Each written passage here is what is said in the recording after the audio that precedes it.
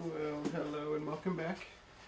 Hopefully this is going to be a slightly smoother start to the live stream today because I've worked on it a little bit, set everything up a little bit better, and it should just flow a little better.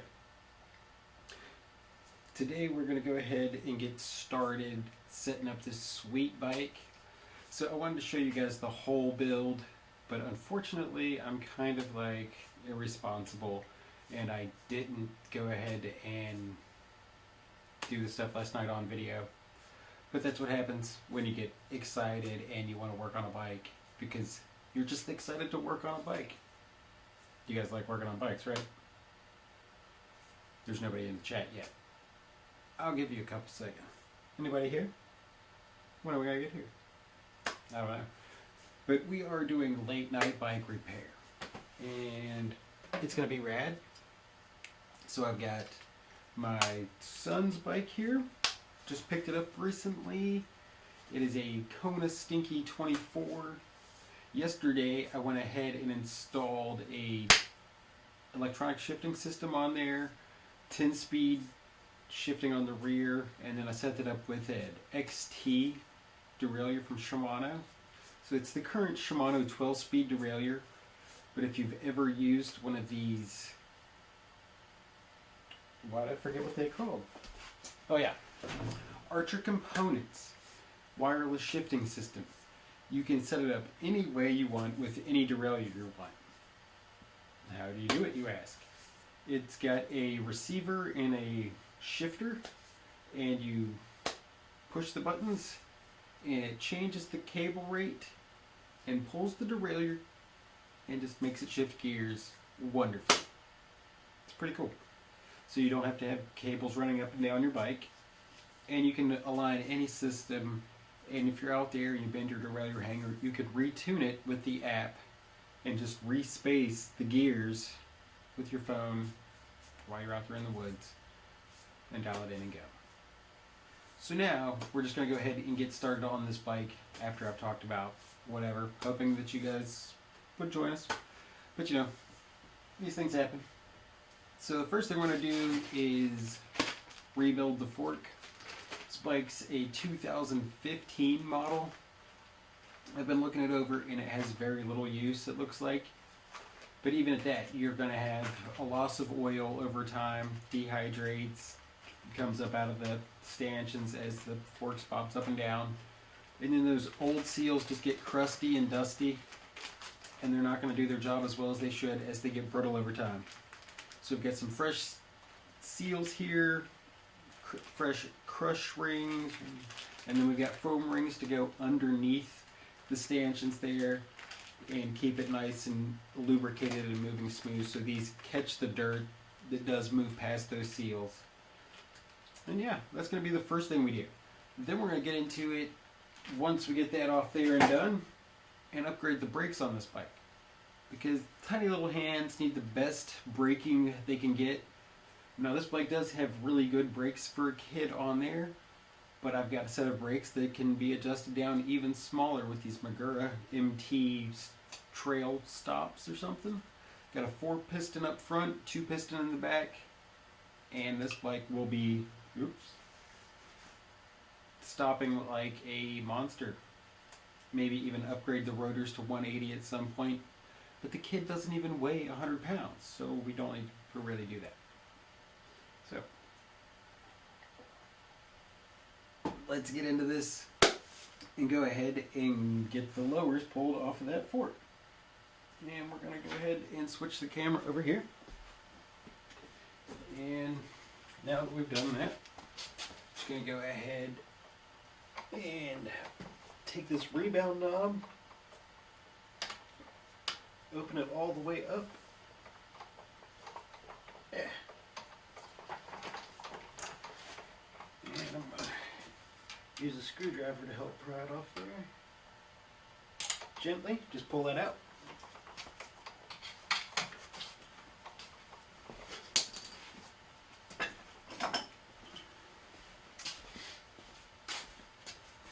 Now that we've got that off there, I'm going to take my 5mm Allen wrench, take these bolts, pop them free,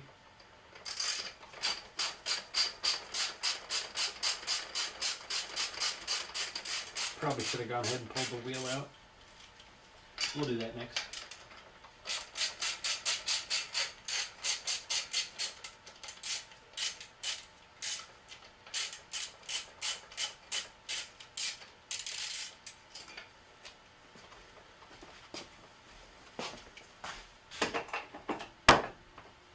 Set that down.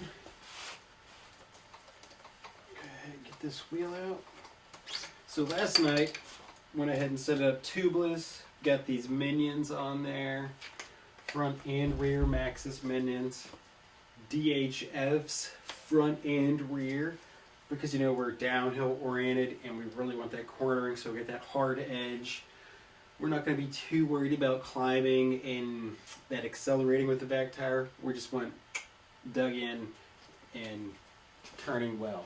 At least that's what we tell ourselves. So now we got that off there. We're going to go ahead and remove the brake completely. That probably just makes sense.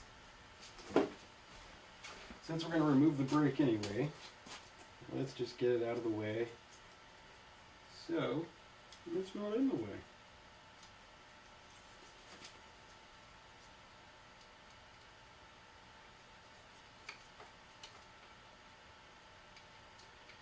Go ahead and remove this strap here.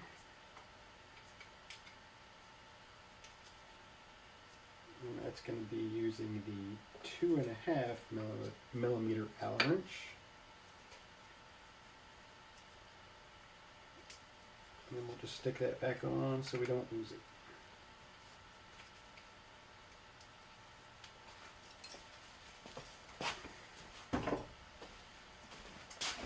Alright, things I would normally do when rebuilding a suspension fork would be check the air level and make sure that I know what it is for the rider. But since we have no idea what the air level is going to be for this kid, and he's never ridden the bike, I'm not worried about it. We're just going to let that out. Oh, it's stiff. And that's exactly why we're doing that. Lock out open, lock out closed, still just barely moving.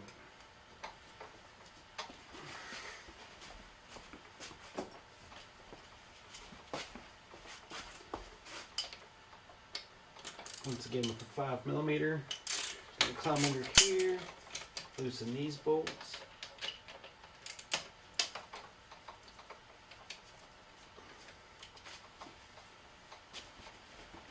And where's my bucket?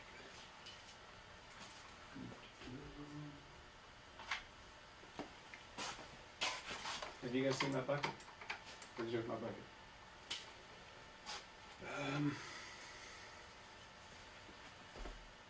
It's over there. But pay no attention to that. We're going to use this bucket. Beautiful bucket. Once you have a bucket, you want to smack these little bolts here. So we're just going to make sure they're loose enough. I don't really have a lot of room to hit with that mount. So I'm just going to pop that off. Set the Allen key on there. That should have done it.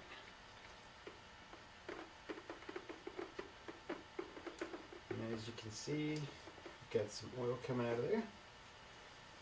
Set that down. Which is a good sign. It means they weren't run dry. But I don't think these things were used that much. And there's a little bit of air in the lower side. And that may be why the fork was so hard to compress.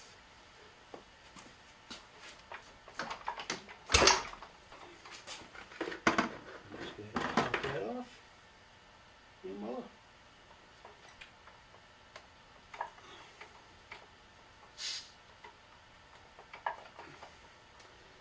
Alright. And then that damper side feels nice and smooth.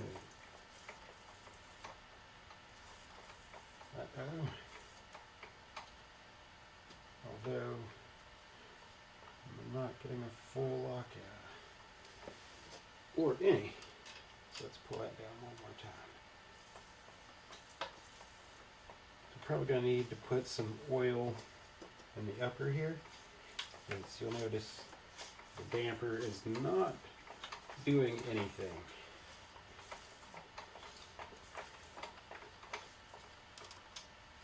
And we just wanted an easy oil change. Never happens, right? Let's turn this light up just a little bit. Is that a little better? More light? Yeah, right there. Does that make it bright? This way?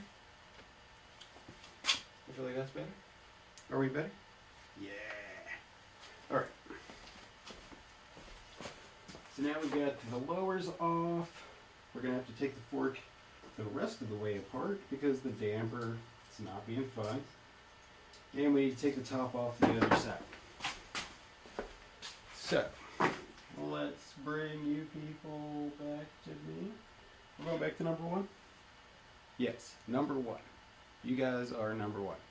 I got 3 different cameras set up and got my little switcher over here on my desk. And it looks like there's still nobody in here with us.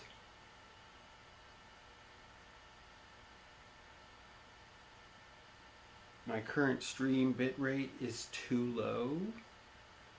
Eee. What do you guys think about that?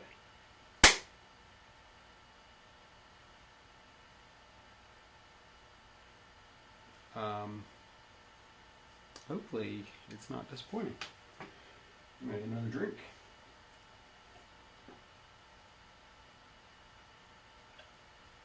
All right, top's off. We need some flat wrenches, some Allen wrenches, and now we're gonna go back to the bike.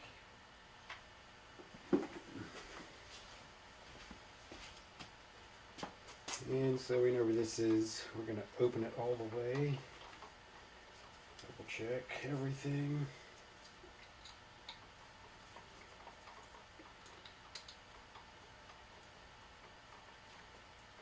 Hopefully the damper is alright. And it just needs oil.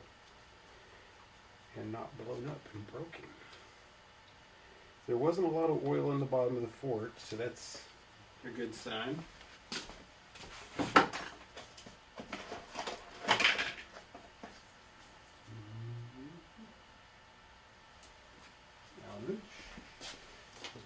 Here, removing top cap.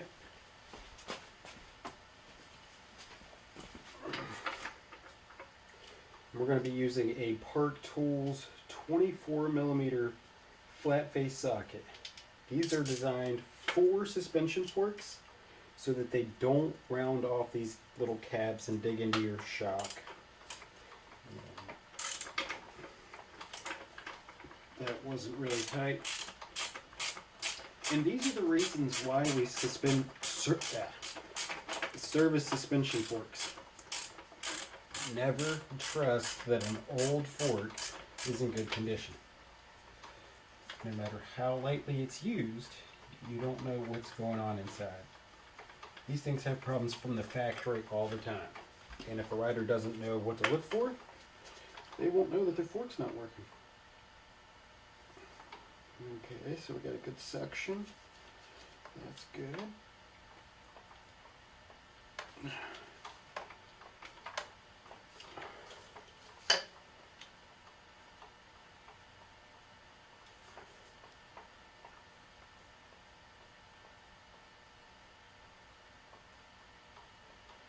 thing about these old dampers is they damage real easy removing them.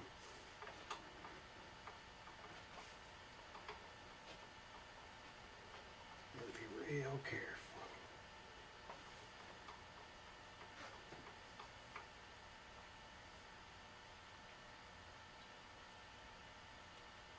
Okay. So it looks like we might have a problem.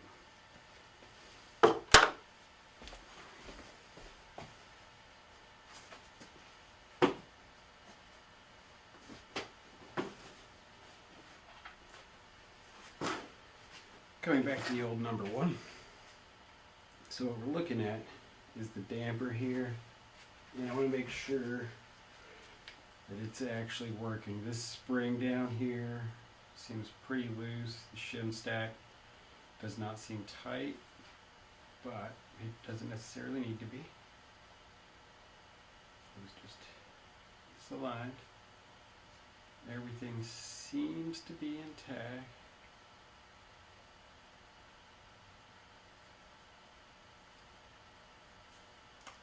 Mouth breather, sorry. I'm just trying to check everything out here.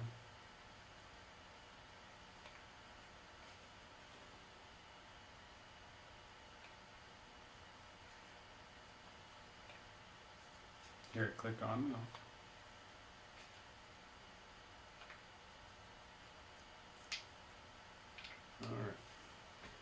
Alright. So let's go ahead and get the other side off.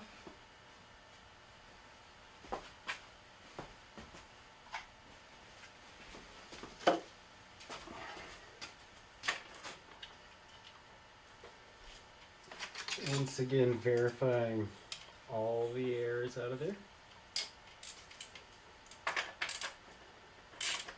And it was not very tight. Anything tight. Also, they don't have to be very tight. That's not a thing.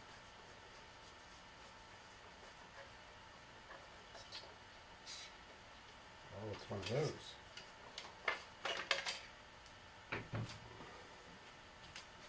So this is the air chamber all together. It comes out of the fork.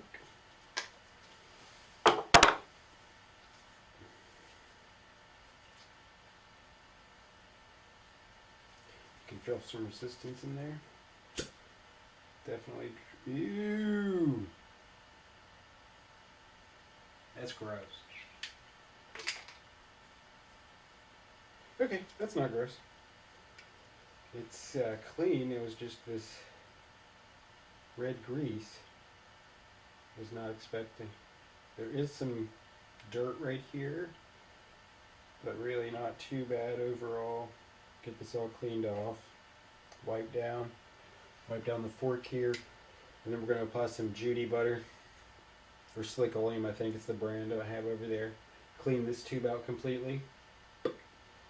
Stick it all back together, and that should eliminate some of that stiction. So that's one of the downsides to air suspension, is the stiction that you get from these seals that it takes to create the airtight function there. Now the awesome thing is, you see this little guy? That's an all travel space. Yeah, all travel space. I can remove the all travel space and increase the travel of the fork.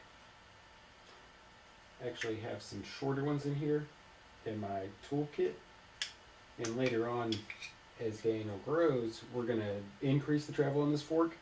But right now, I don't want to do anything to increase the stack height, raise the front end up, because he's short and we want to have as much standover clearance as we can. So we're going to stick with the stock 120 on travel up front right now. Let's clean this up.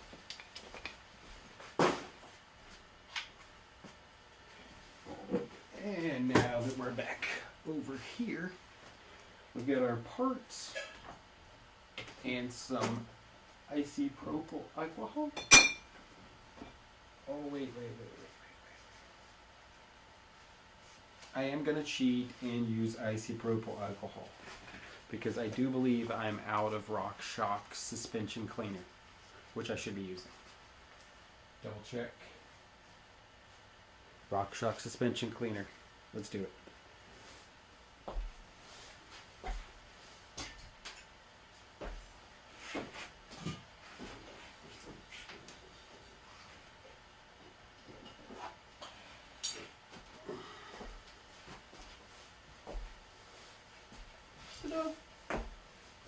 Now I'm back.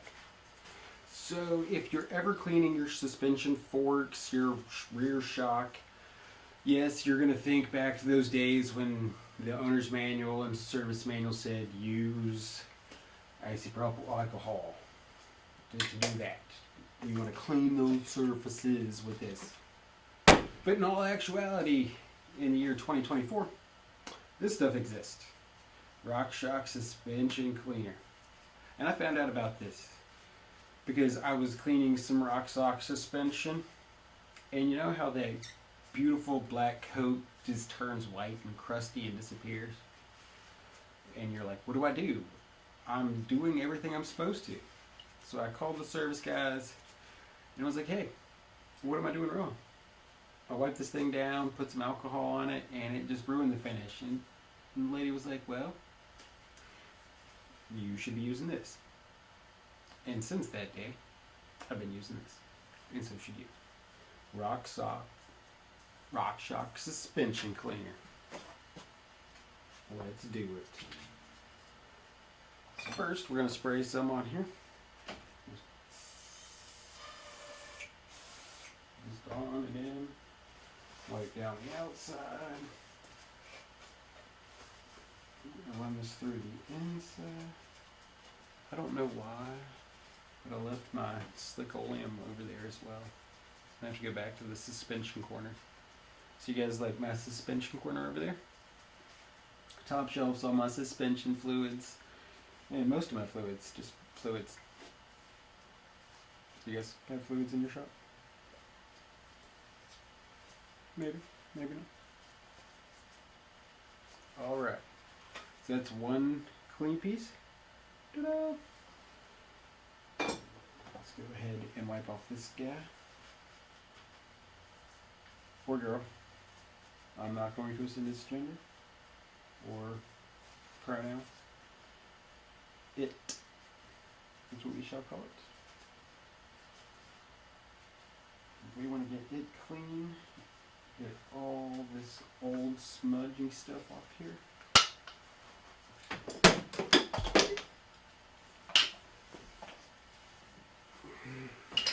Drop this one. Alright. We'll just set it down. Spray it.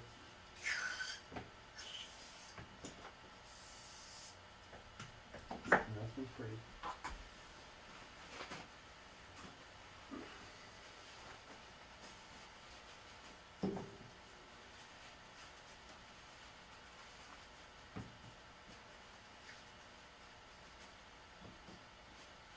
Spray being wiped off. Alright. Put all this back together. What if I need in there? Couldn't hurt. Right. Just everything clean.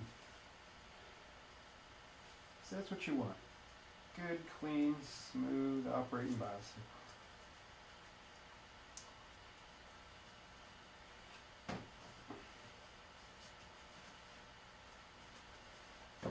Grab that slick honey. Go up here to my suspension corner.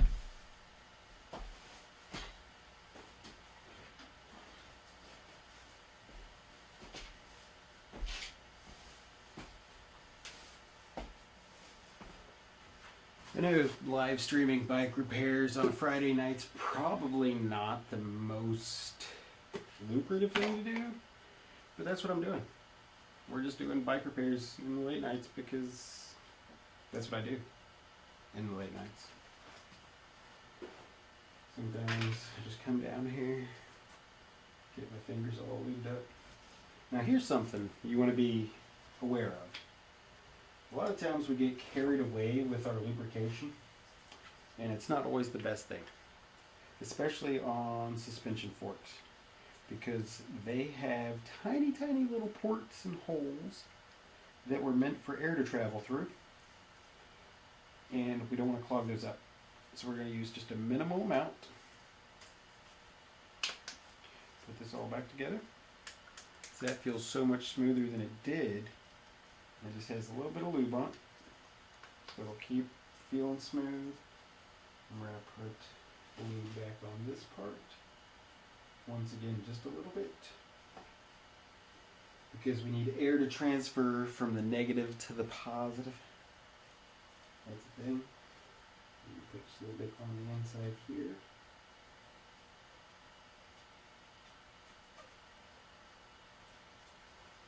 So for those of you wondering about negative positive springs, let's talk suspension. I love this stuff.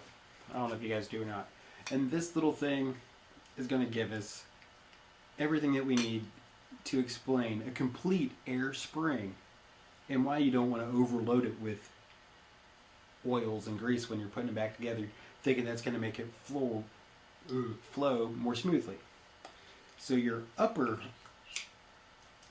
O-ring right here, between that and the O-ring right here on the top cap in this tube, that essentially is the positive air spring, right? So when you put air in the fork, it gets trapped between these two places, and that's what keeps it from going, just squishing down. It's pressure between here. However, some of that air has to pass beyond this seal here and get to the bottom side, and it goes to this O-ring right here, which creates the negative air spring in this space, which helps assist in rebound and controlling the fork when it goes whoop, because if you only have positive, it's going to jam down. But now we've got positive and negative, and that's just a nice easy way to do it. Lightweight compression. Since we dropped that in the floor, I'm going to wipe that off one more time. Don't want any dirt on here. We're going to put a little bit of slick oleum around the seals to make sure that the air is trapped inside there. But you want to be very careful that you don't get grease on the threads. No. Grease on the threads is going to cause this to not tighten down or come back out after it's been tightened down. And we really don't want that. Nobody wants that. Nobody at all. Not even once. So, let's put this back together. Fully insert that. Put a little bit of slick oleum right here on this lower collar. And some right there. And that's our air spring rebuilt. Let's go ahead and put that back in the fork.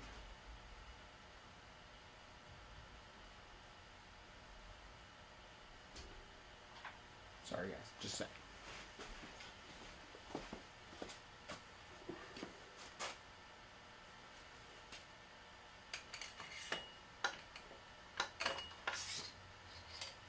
Air spring goes back in.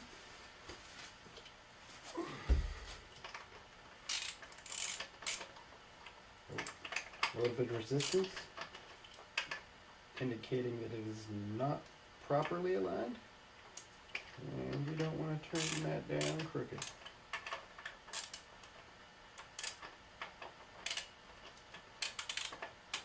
Or you being difficult. You don't want to be difficult.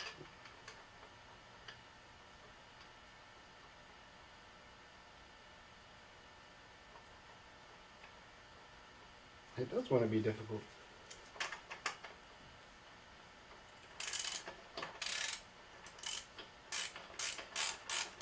There we go. Yeah, anytime you feel resistance, you do not want to just keep tightening things down, because you will ruin your fork or whatever product you're working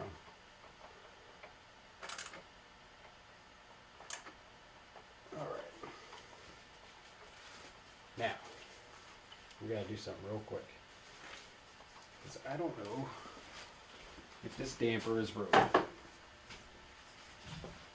Before we do that, we're going to go ahead and clean this.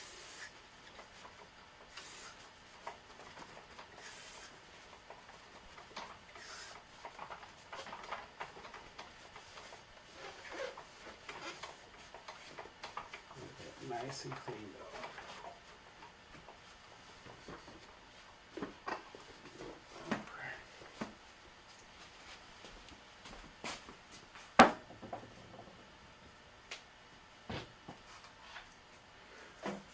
We're going to come back over to number one.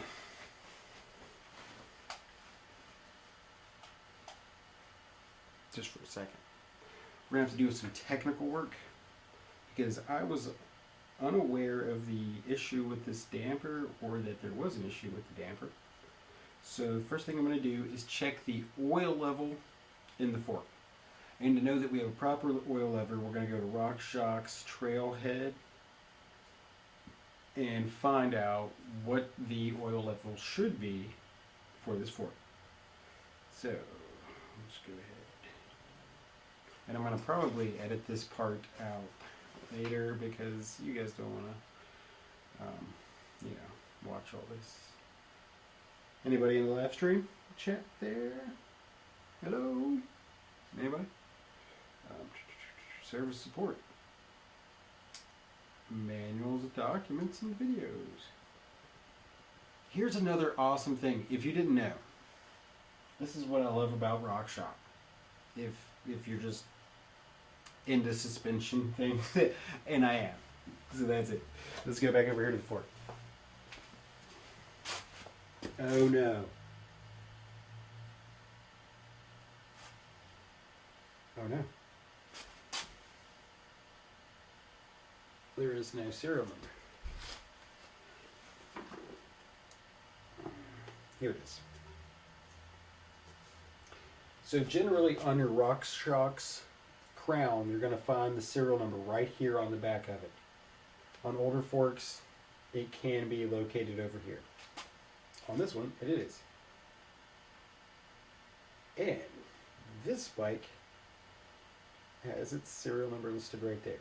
And since you have a serial number, you can go to the RockShox Trailhead website, type it in, 457, 65. And once you get it typed in here, just hit search.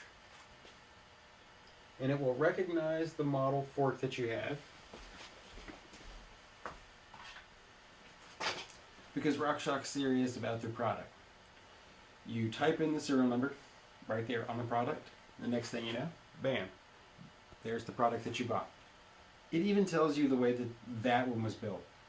This one is a little bit older, so it doesn't give me all of the information. But now we're going to go to front spring and oil chart. Just great information to have. And let's find our configuration here. And this is the Recon Silver. Recon Silver turnkey upper tube.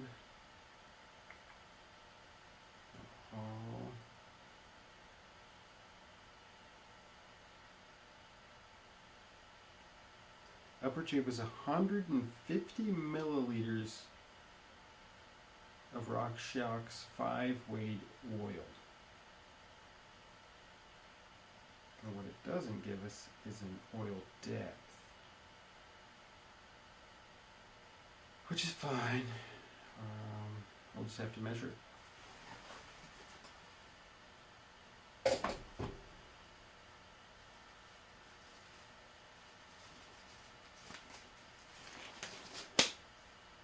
Nobody wants oil on their hands. But I'm going to have to go over here and grab my handy dandy oil syringe.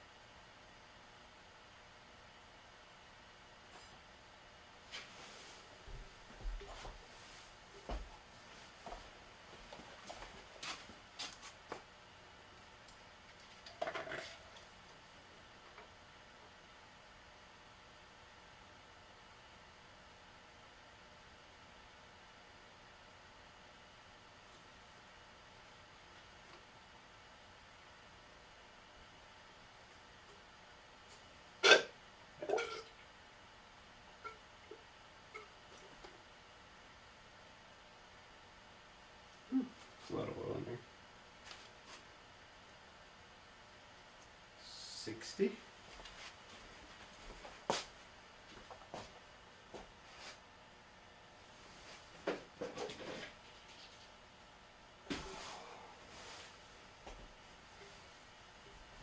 Wow, I was not prepared for this. I'm never prepared for the wild things to happen.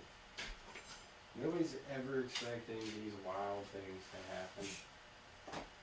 Like, oh, we're just going to rebuild the fort. No.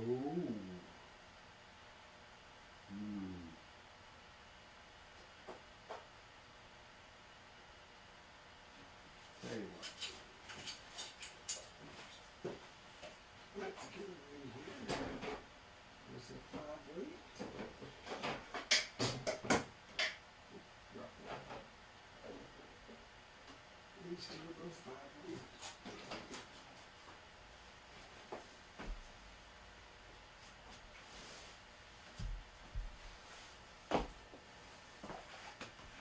You all still sticking with me? If you were ever here. Alright, so this one's pretty full, that one's kind of empty. So I'm just going to mix them together and then dump the old stuff into this one.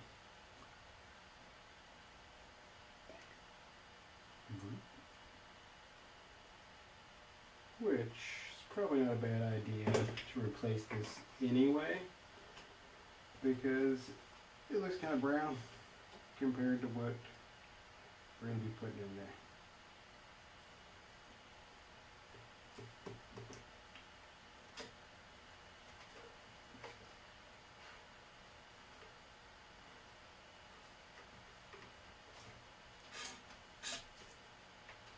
Alright, so that was 60 cc's.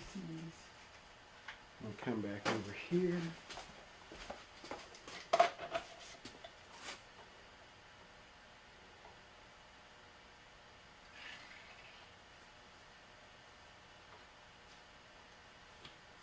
Yeah, we were definitely low on oil. So it's supposed to be 150, and this is well under 150.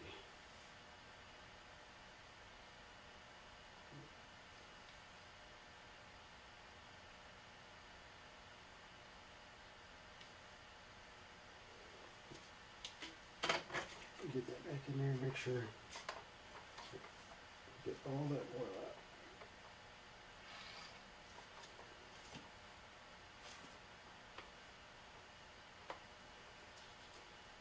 Just a little bit more high. So if you ever work with suspension, just like all the other fun stuff in the world, it has 2 sides, and you get all the oil out both sides.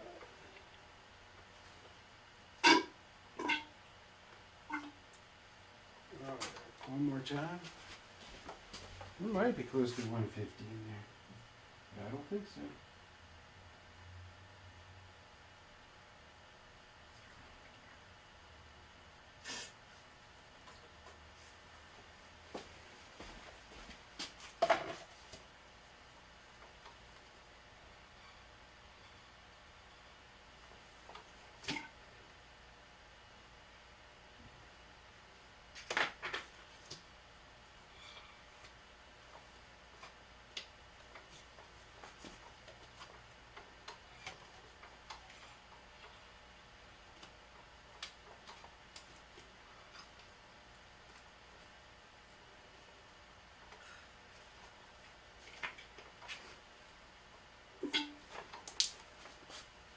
Watch out.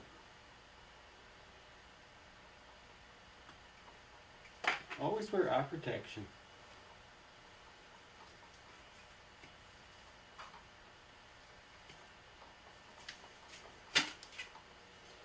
Alright, that's good enough. There was not 150 C's.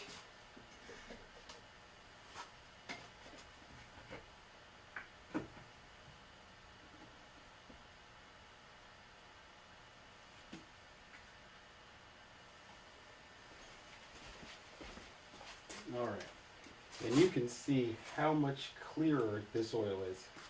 Let's go back over here. Can you see how much clearer this oil is? Can you? Clear. And I don't know if you saw, but when I pulled it out of the thing, it was way easier to draw. So we're going to go 1.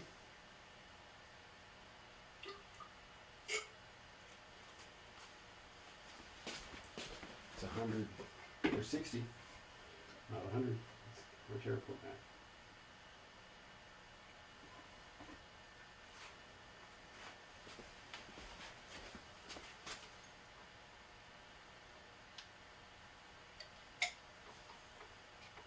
Now it's 120.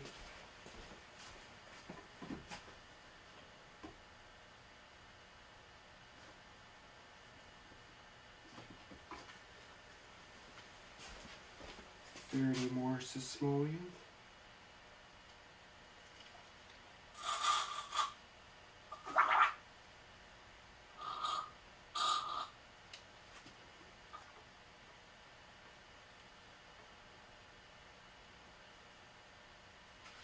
All right.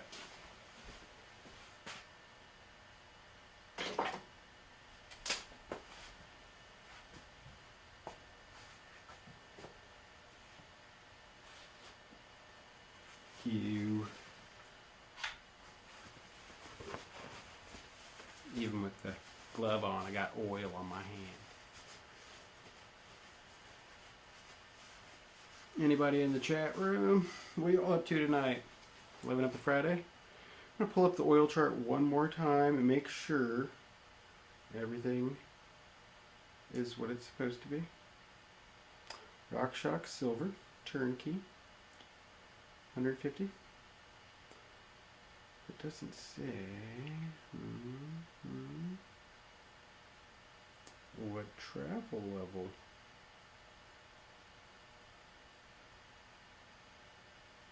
Oh, here we go. Oh, that's for the air.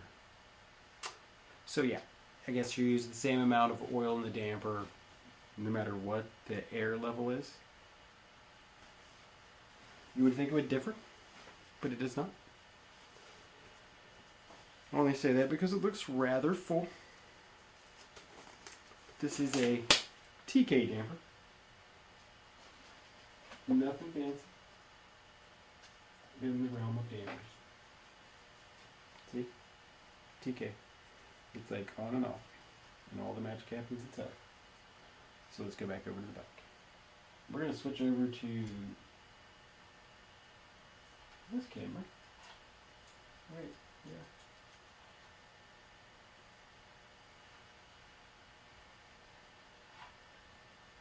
This camera. Just because it's there and we're not using it. And before I insert it, I'm going to stick my finger in that oil that seems like it's relatively hot.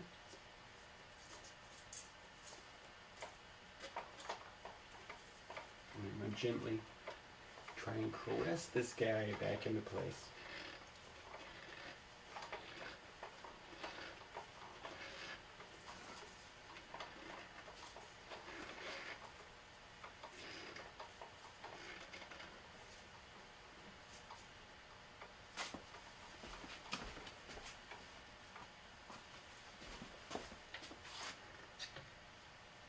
It helps to make sure it's in the open position. So that lets us know that the damper is working.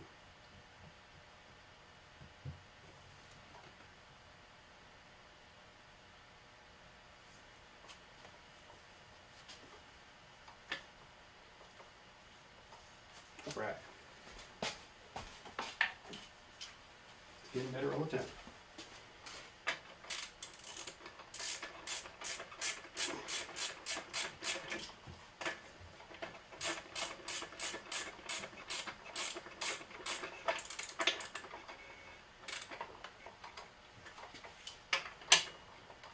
Alright, both top caps are tight.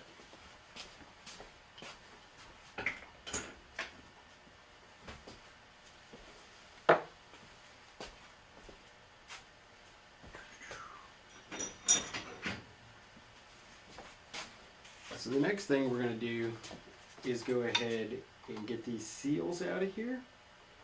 I'm going to take a big old Park Tools tire lever, get underneath there, Make sure you don't get into the side of the fork, just in underneath that seal, and they're out. And you can see how dirty that foam O-ring is. Let's switch it up. Go back to number 1. You can see how dirty those are. If you're not changing your suspension, oil, O-rings, and seals, this stuff is just tearing up your fork. It's gross. It's also reducing the function of your fork. So there's no reason to spend all kinds of money on the fanciest fork if you don't do this basic maintenance. As you saw how stiff this fork was. Now, we're going to clean it and reassemble it.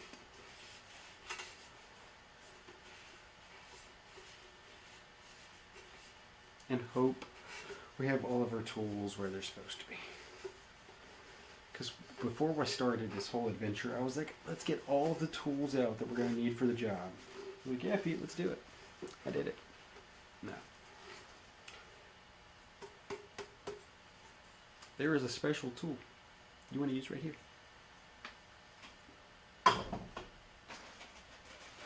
And let me tell you about it. So, these fancy little seals, dust wipers. I'll quit calling them seals, because they're not.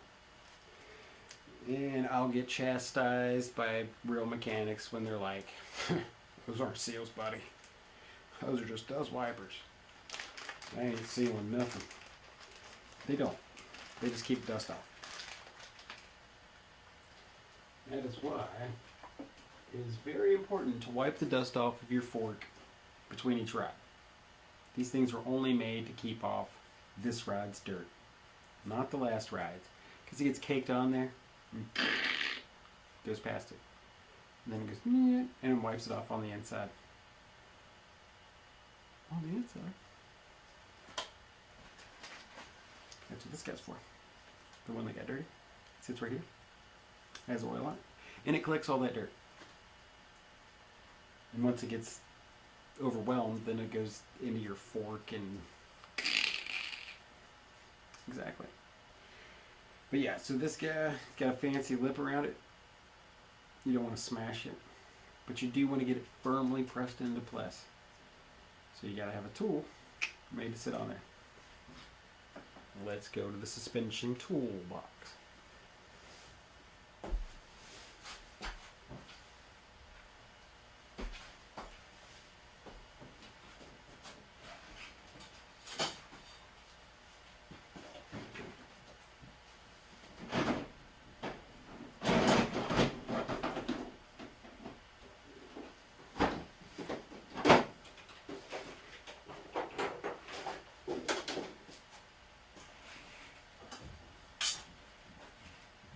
Lord knows what that was.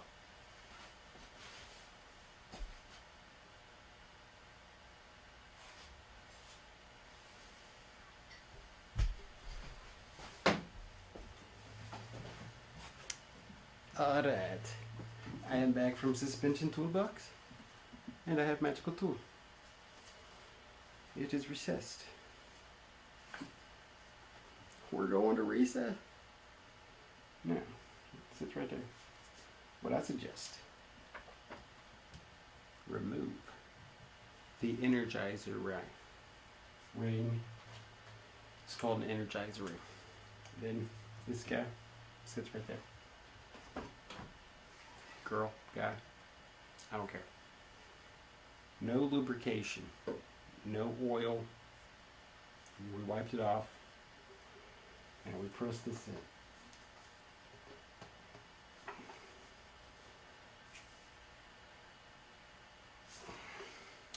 It's going on here. But for good measure,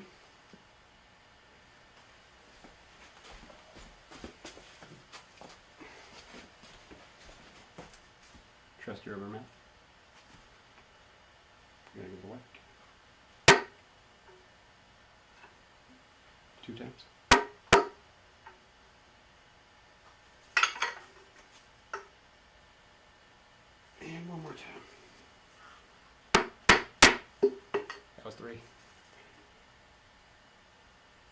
So what I'm looking for is for this seal to be flat all the way around.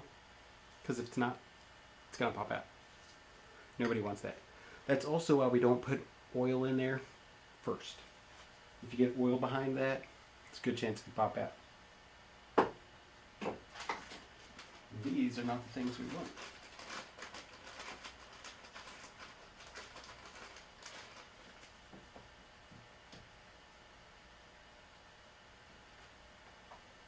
Once again, Energizer ring has been removed. You want to set that on there as flat as you can. And just try and push straight down.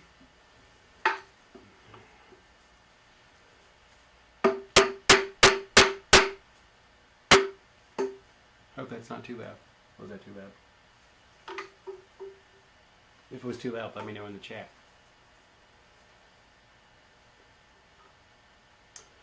And there we go. Now, we got those both pressed all the way down. Right? It's all the way. I see a little delay. I'll step away.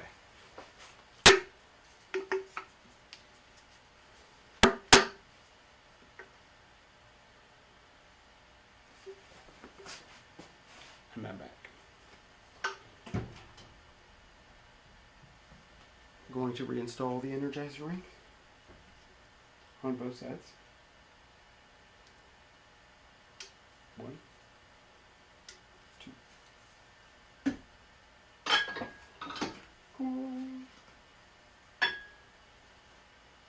We got 2 sets of foam rings with this kit. And as you noticed, the ones that came out were fairly large, so we're going to take the larger ones. And then we're going to douse them in oil.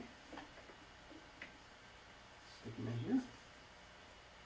Get them lubricated. Oh yeah. So now I've got oil on that, permeated with oil. That's a technical term. You stick that in under the seal. And yes, it makes a world of difference if you do it after than before. If you do it before, it can get behind the rubber and just pop right out as soon as pressure develops. So you want to go ahead and make sure that you get this all the way pressed in and flat.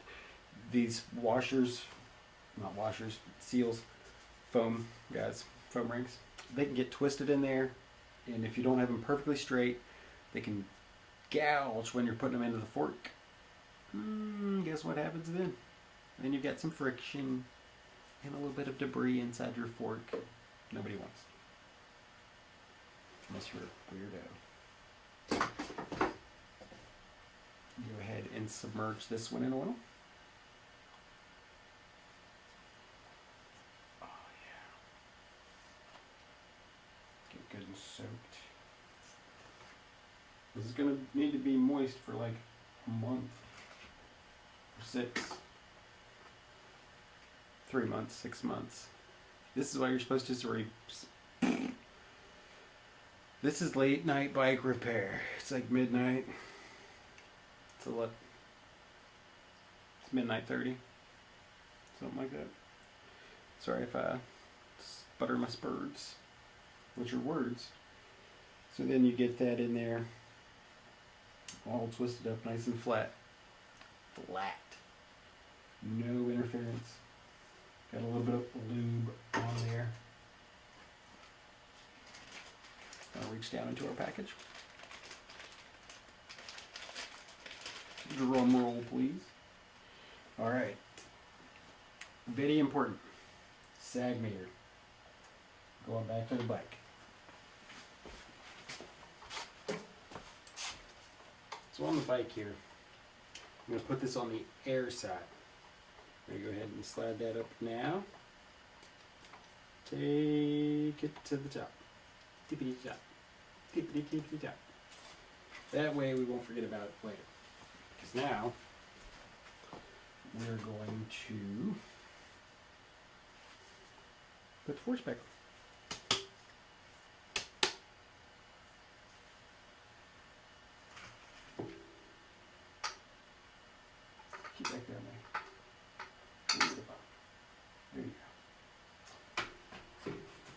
There's some little rubber bumpers. You guys can't see that because we're over here. Little rubber bumpers. Little rubber bumpers.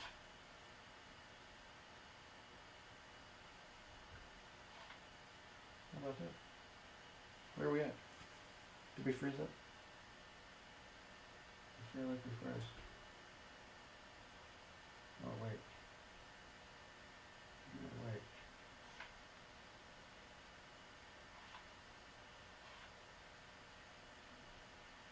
Are we froze? Where you guys at? If you're over here, that's okay. I don't know.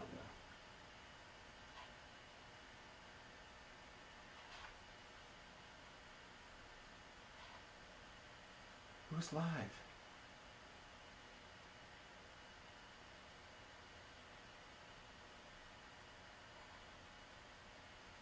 Is Red live? Is that what I'm seeing? I'm going to assume that Red's live. I'm sorry. I'm really bad at this. I'm really bad. There's a bit of a delay between me and my computer, and I can't see what's going on. So I'm going to go back and chop this part out later on. But I'm going to wait for it to catch up. It looks like you guys are there. I'm here. You guys are there. I'm here. And here we go. Now that we've made sure those are pushed back all the way, we're going to slide this up. Energizer rings are on. And you want to try to get these both on at the same time without damaging the Energizer rings or anything. That one's in. And it fell out.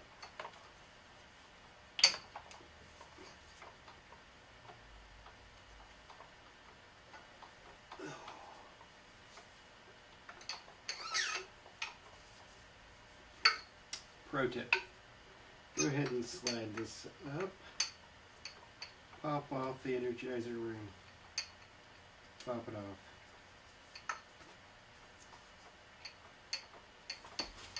Now slide it up.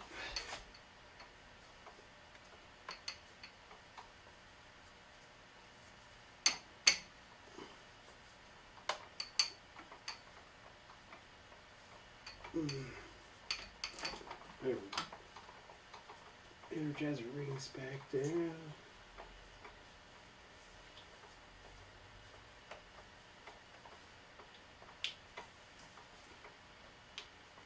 Snap, snap. It's crazy you guys can hear those little pops and snaps.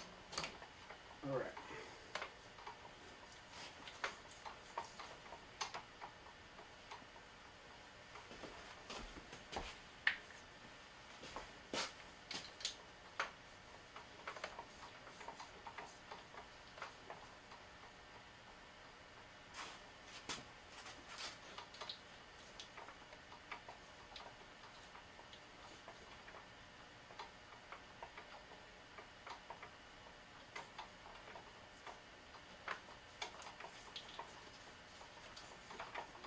Okay, so we got the damper working.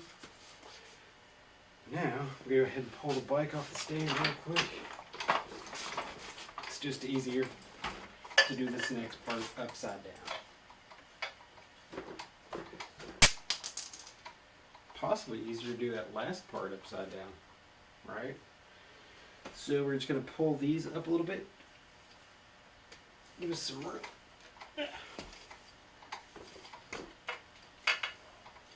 So we've separated the fork from the bottom of each shaft. Take that. There we go. Separate it. Cheap gloves. We're going to go back to our oil chart here. Double check. These are things you want to make sure are correct. And Judy, we're not a Judy, we're not a Judy, we're Recon, TK, Silver, So oil, it's 5 weight. Here we go. 15.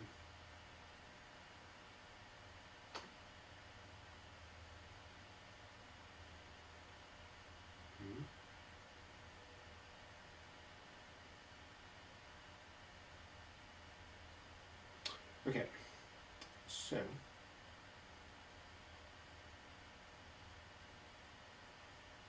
says 6 and 12 milliliters. But I'm not seeing lower leg. It's non-graph side. Okay, so 6 and 12. What's the difference? Oh, coil is 12, hair is 6. So 6 and 6. Let's get to 15.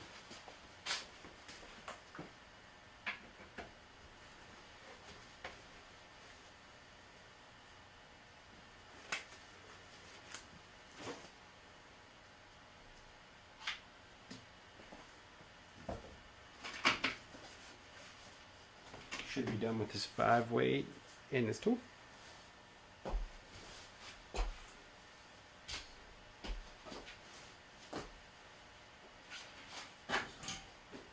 Can't get past my ransom.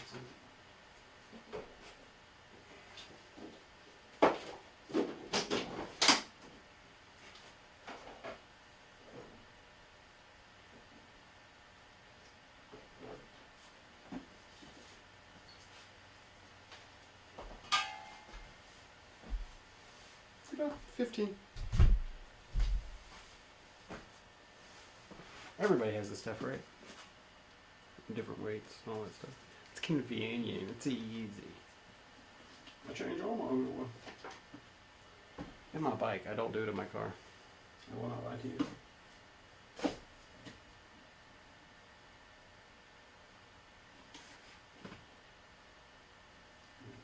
Okay.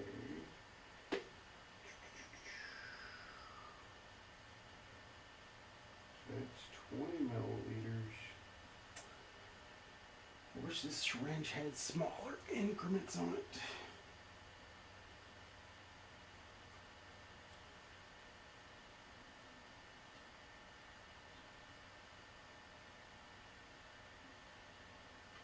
All right, there we go.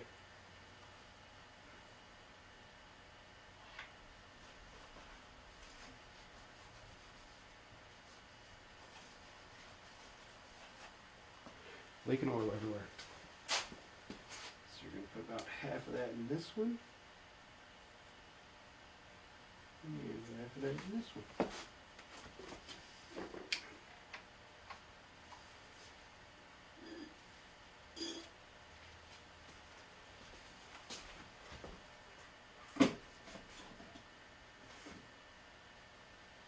You know what? For good measure, I'll keep them on smooth. Go just a little bit more. I feel like 6 is a really low amount. Here we go.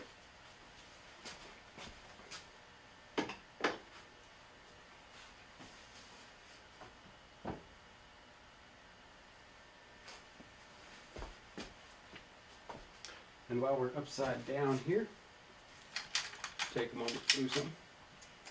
So I've got the old bolt here and a crush washer is crushed. So we're going to go ahead and get that out of there. Ow. Don't like me.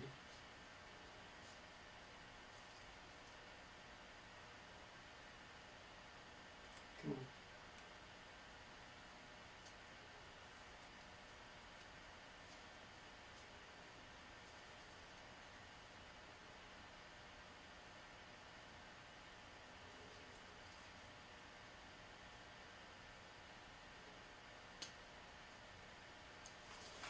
Let's try the screwdriver instead. Get in there. It's only being difficult because you guys are watching. Stop looking at me.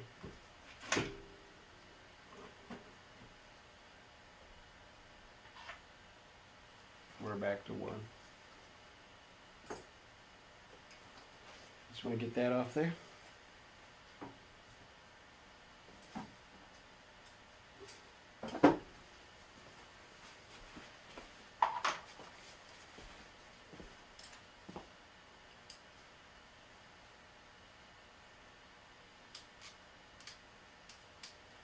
Hopefully I can pinch it and twist it. And it'll come right off.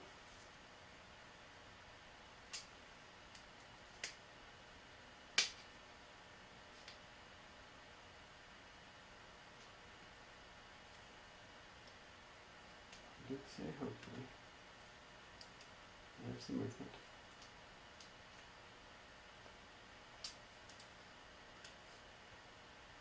It's always fun because you never want to scratch suspension parts. There we go. It's coming along just nicely.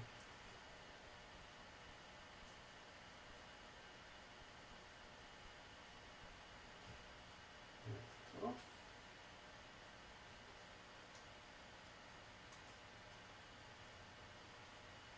The plastic part, now the metal.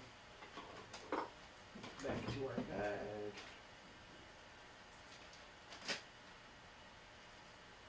2 new metal pieces, 2 new crush washers.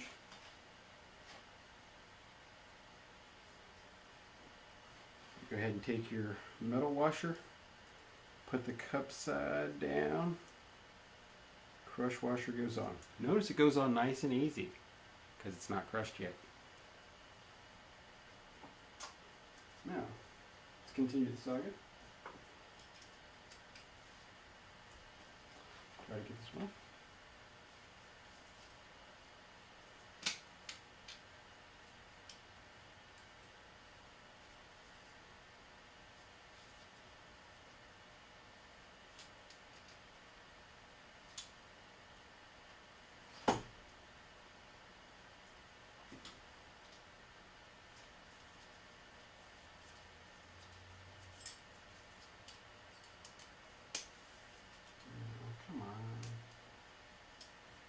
Slippery, greasy hands.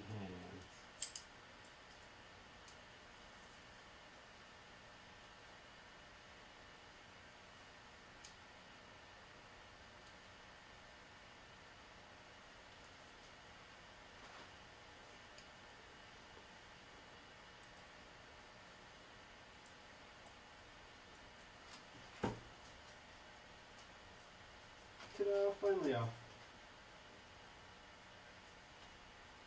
New crush washer, or new black one, and the crush washer.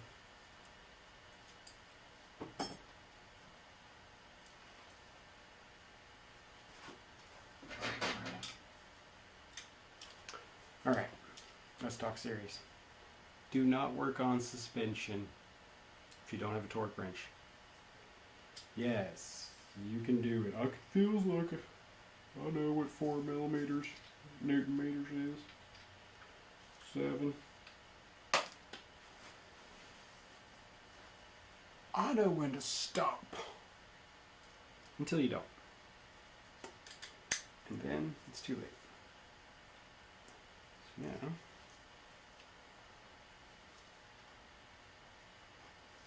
turn that into the proper direction, and let's go talk back to the bike.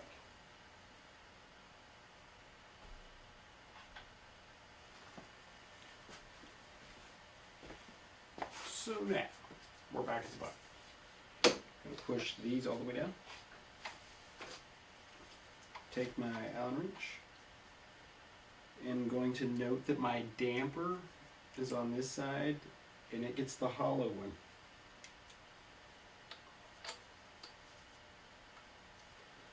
Go ahead and tighten that down. Finger tight, snug it up.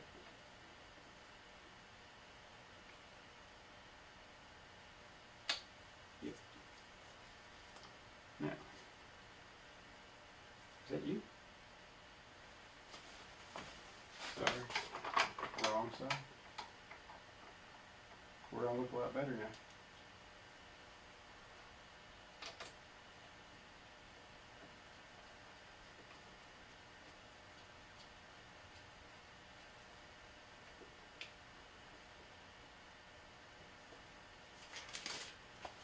to the phone. Because as every professional, I do things professional.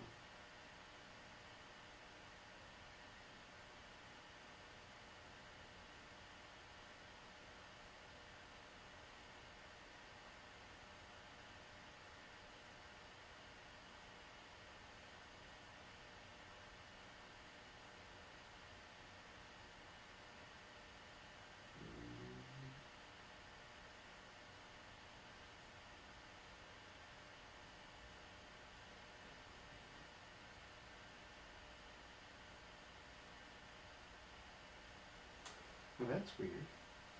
Let's go back to where we were.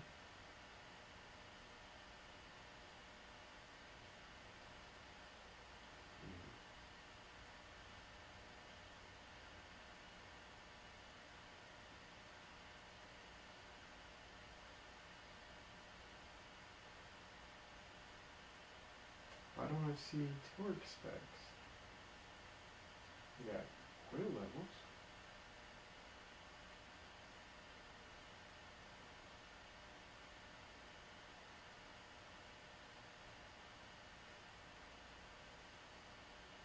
Give that one more people.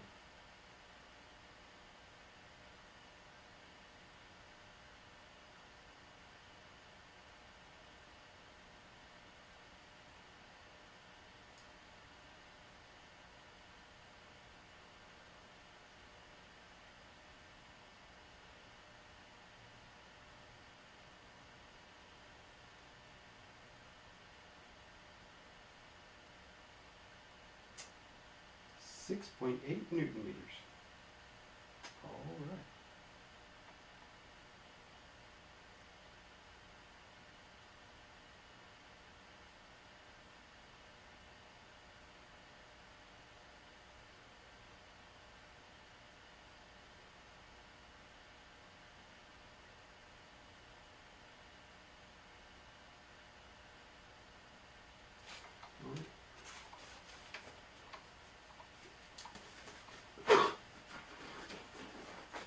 Reduce, reuse, recycle.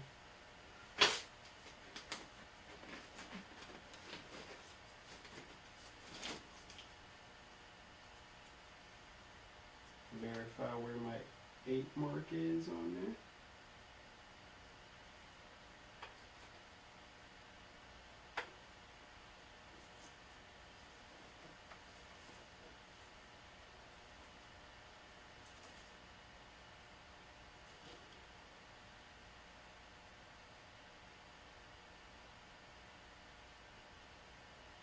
There we go. 6.8.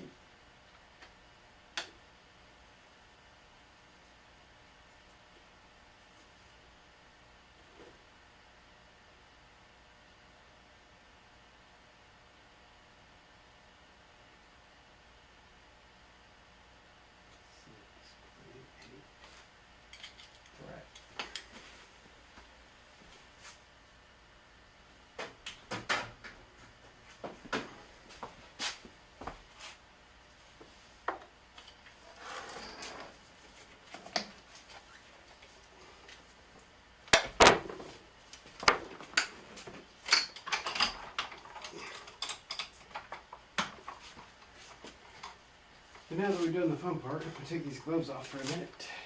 Oh, yeah. Next thing we're going to do is go ahead and get that brake off there. Well, that gets us. I'm going to clean up for a second, get everything organized and ready to do the next step. We're going to go ahead and do the brakes.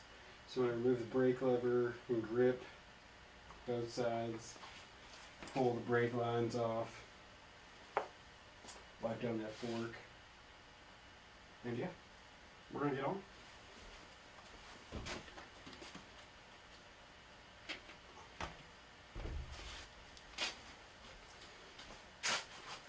Okay.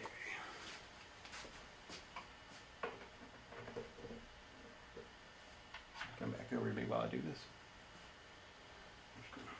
Pick up the bench a little bit. It's way easier to work in a clean workspace than with tools and mess everywhere. Put this stuff back.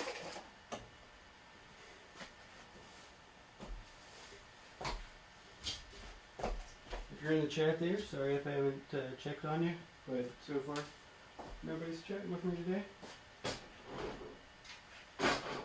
If you do, stop in and chat. Let me know what the audio sounds like, video looks like, if you're getting glitches or lags, because I want to make this the best experience I can for all of us. Are we actually recording? You don't need to be recording. Oh, why is that light flash? Oh, the battery's gonna die. This battery's gonna die.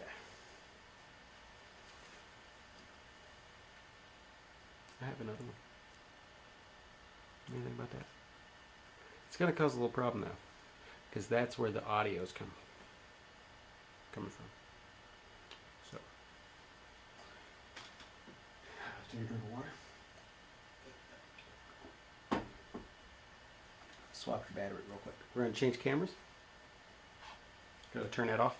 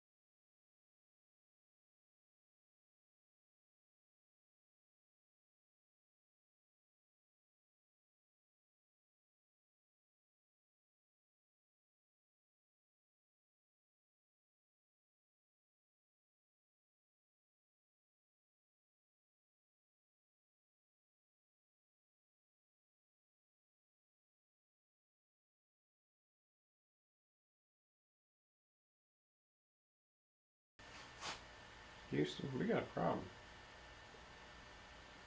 Now it says I've got 100 and...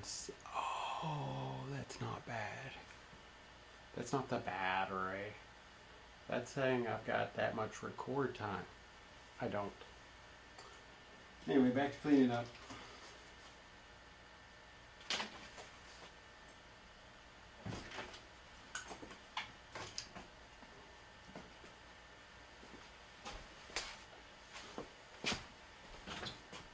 Because we want to move to the next step. And the next step is going to be fun and challenging. Everybody likes challenging, right? Bleeding breaks. It's really not that bad. I've got my syringe right here, prepped with oil in the right direction. Got my cutting tool over there. Put these things back over here.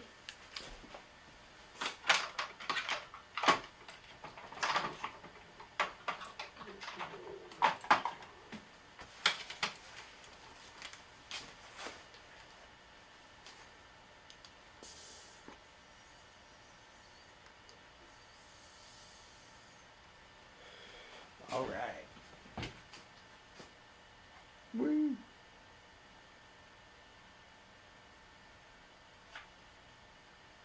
So now, we've got brakes coming up. We put some Allen wrenches up. Lay some Allen wrenches down. We need to put this back in the fork.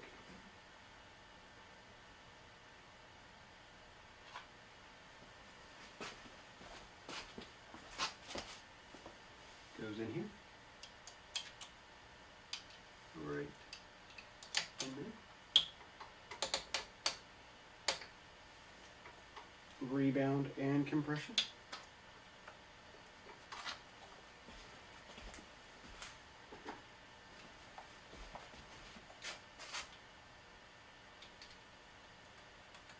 Let's go ahead and button that fork up now that we're done with it. Finish everything at once. No reason to leave parts just hanging out. It's just that camera? Is that what caused it? Let's switch away from that camera.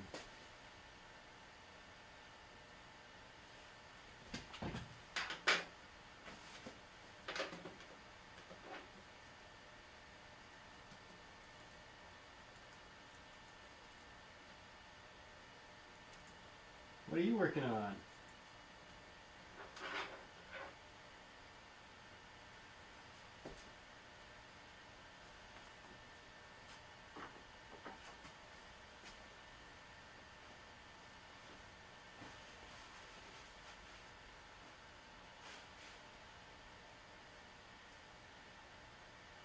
What kind of bike are you riding? Getting your service done today. Let's see, let's go back to that camera. Alright, I think it's this camera now. Should be this camera. Whew. So we got suspension is back together, all that. I'm not worried about putting air into it. I'm not worried about putting air in it, because I'm just not.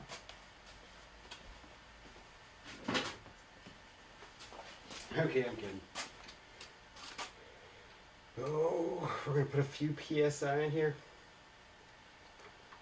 The kid who's riding this bike's going to be pretty light.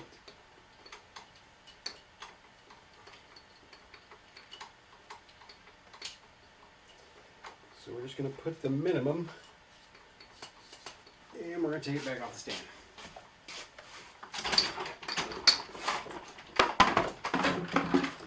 It'll stay in the bucket. So if you're wondering why we came off the stand, it is because when you air up your suspension, you want to compress it, and then air it up, and then compress it. Because like I was talking about that negative air chamber earlier, you want to transfer air into it, and your settings won't be correct. Like if you just put it on here and pump it up to 50, you'll go out and rod, and we're going to be at like 47 or 45, and that's because that air escaped into the lower chamber. So you go ahead and pump it up a little bit. Get some air in there, compress it.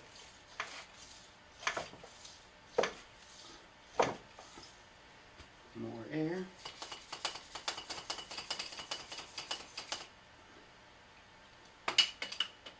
Compress it.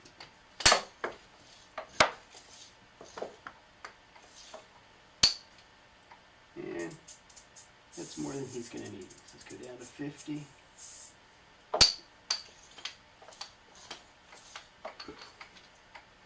We're at 50. He's good.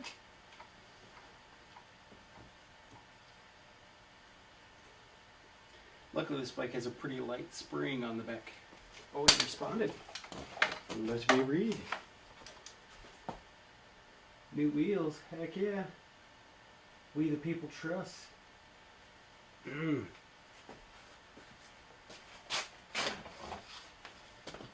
gotta be hitting up the skate park on that thing. I like skate parks. Alright, so let's go ahead and get this off. Since we're done getting air in there.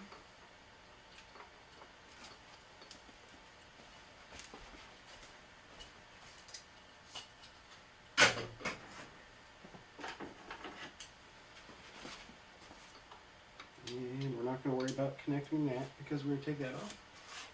Let's get the grips off. I almost wish I hadn't put them on yesterday.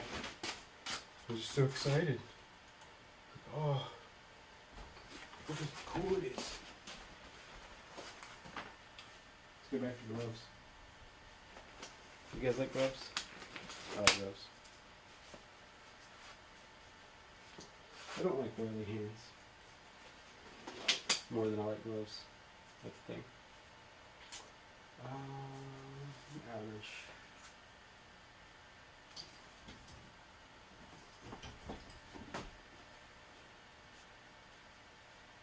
Heck yeah, 250.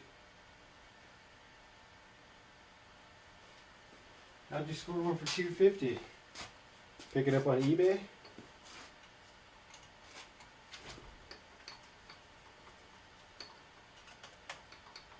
I got this one off Play It Against Sports.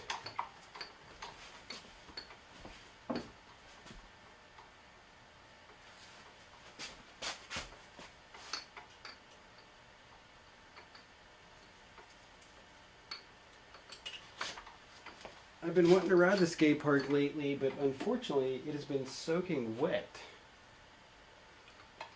It's springtime here in West Virginia. And actually, it's flooded outside. Everybody's flooded.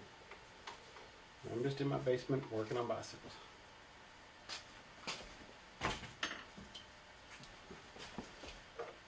You know, priorities. Alright, so get this one off.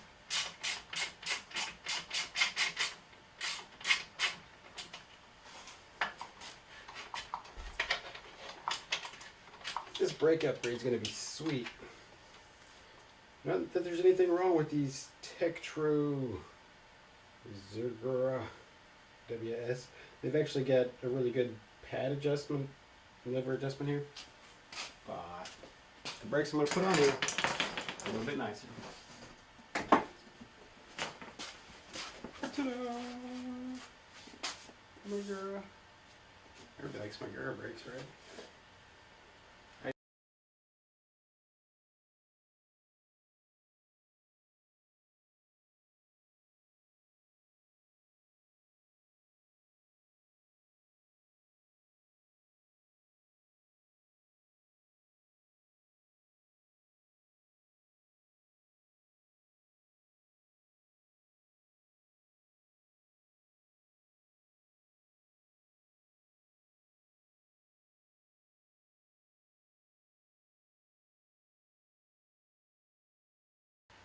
Hopefully we're back in the audio.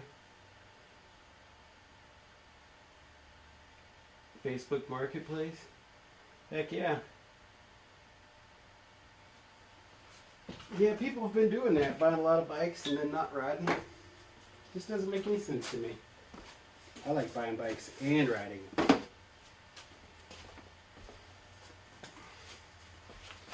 But I'm also spoiled. We've got a skate park. About a mile and a half that way. Maybe not even that far. So I can get off work, cross the bridge, and never make it home. And go to the skate park. Alright. Let's open the package. So the front one is going to be 4-pot. Bam. We got all kinds of extra cable we're going to have to trim off here. Lots of it. Ta-da. Wow, it's Medusa.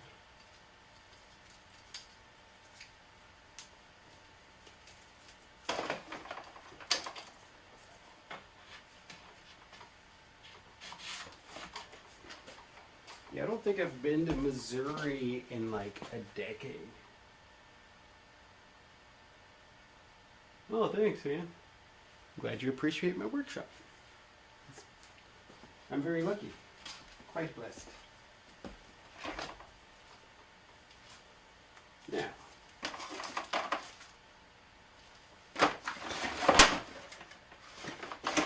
well, I am quite blessed. There are certain things that do annoy me, like when you buy high-end brake components. Yeah, they gave us some banjos and inserts. They didn't give us bolts. Like, I'm going to have to use the bolts off my other brake. I'd rather use new bolts.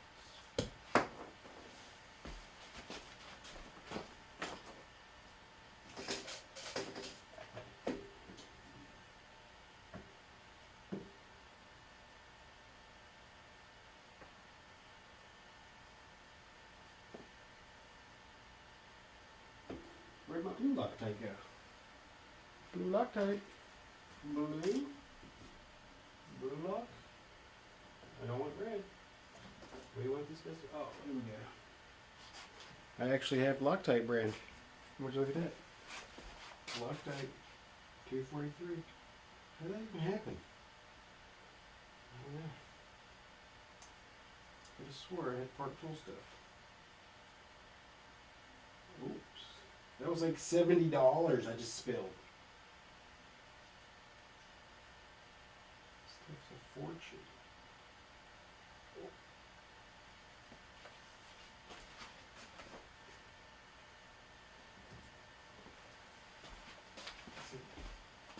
ridiculous. The price of Loctite. It's worse than fast food these days.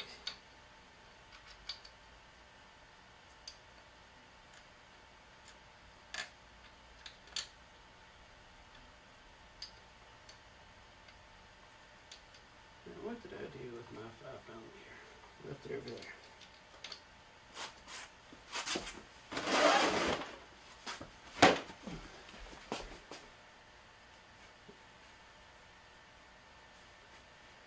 Heck yeah. Well, thanks. I'm glad you've been watching the videos.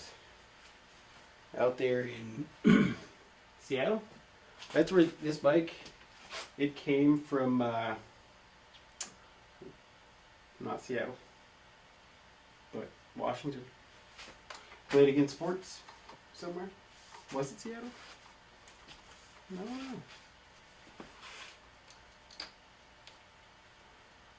Very long way for a bike to travel. But for the money, it was worth it.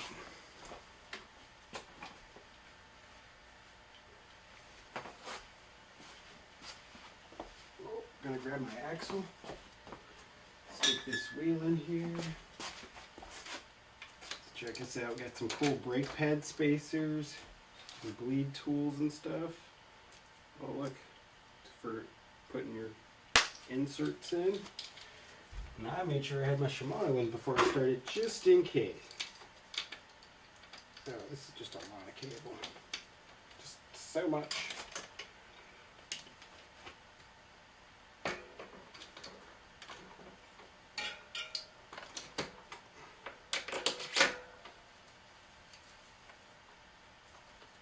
Alright.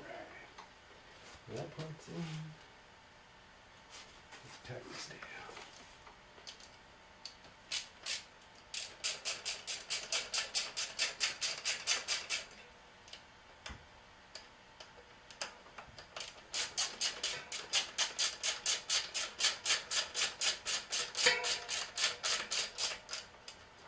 Alright, so with these brakes and most disc brakes of the hydraulic nature, you get them close to being tight, give them a couple squeezes, clamp it down with the brake compressed, and it should, hypothetically, center the brake.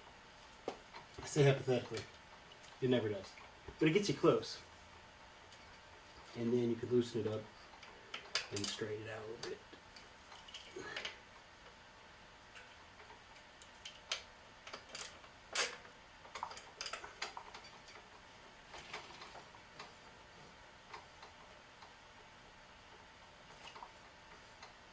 Just a little bit of scraping.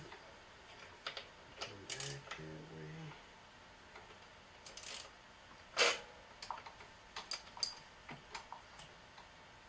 way. Bam! We are good. How good are we? So good. I'm going to loosen this one just a little bit and push it that way. Now we're great.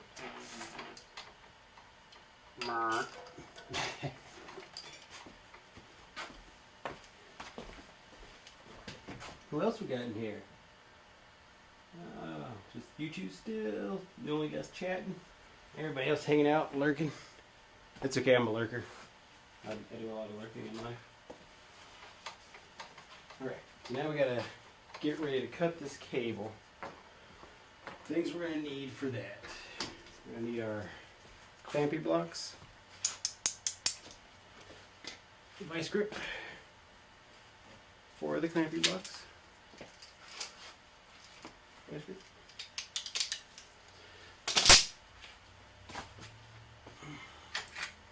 hose cutter. It's got a little razor blade in there, and it's going to slice it. Slice. Slice, slice.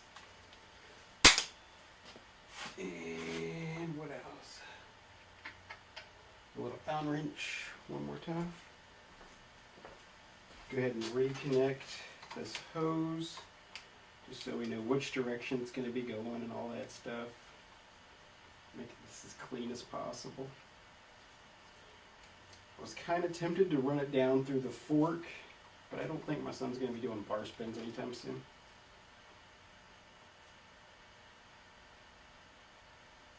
cool if you did.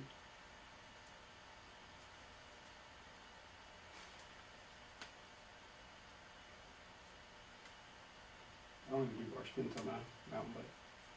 I've done one. I just don't do it.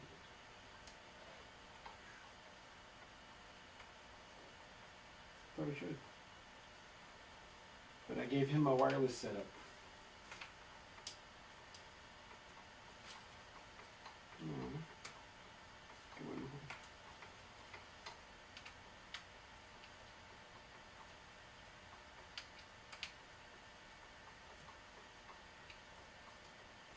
Alright, it's almost in there.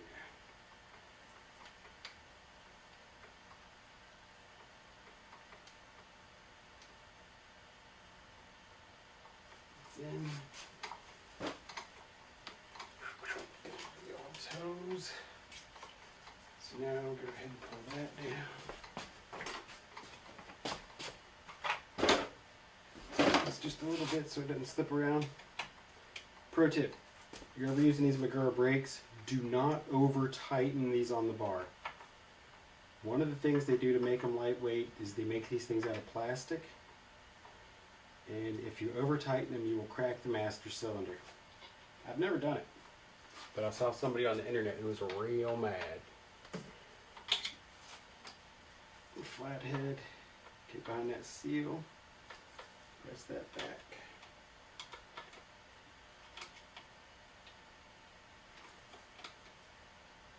It's tight.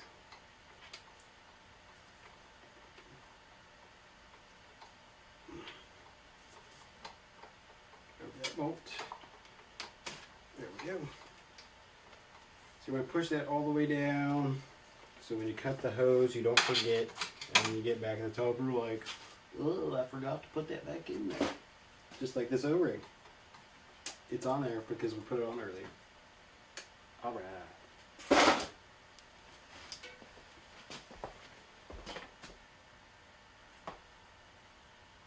go back to 3. We're going to come at you from over here now. So now that we're over there, going to find the proper sized wrench real quick.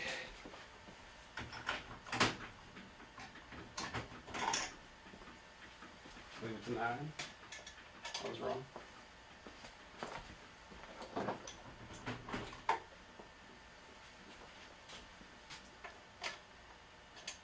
It is an 8. Now, next step, we get these little pieces out.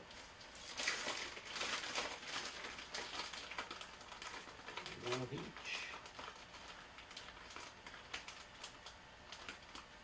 I'm just going to set them right here.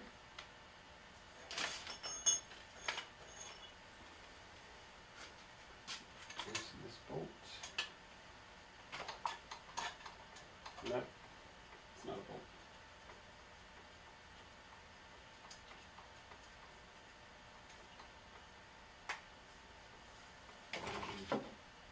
Run this down as well so we don't have to worry about losing it.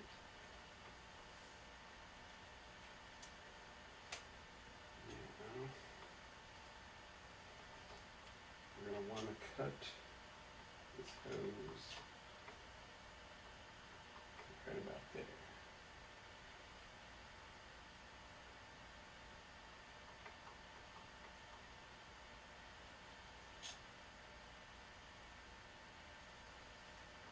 Drop it. Back pocket. Professional.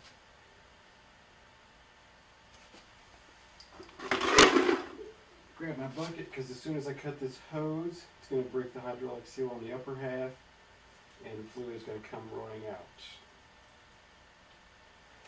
Just drop that down there. Try to keep this side. Oh, I told you to stay in the hole. Hydraulic forces are your friend. You keep this end up and the fluid won't go down in. Air won't go in. So now put your olive piece on there. Or banjo, whatever they call that. And we're going to take this piece these two guys, clamp them onto the hose.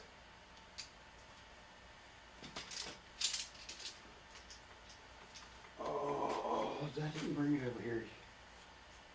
It's all the way over there. I have failed. Terrible. Alright, so now balance that because I failed. Let it go. Them out.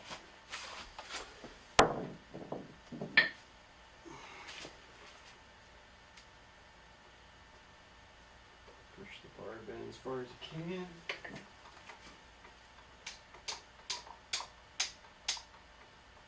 Tap it all the way in.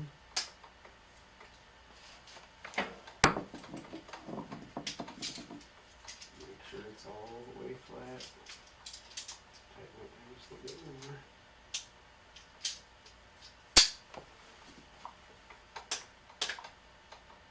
Alright.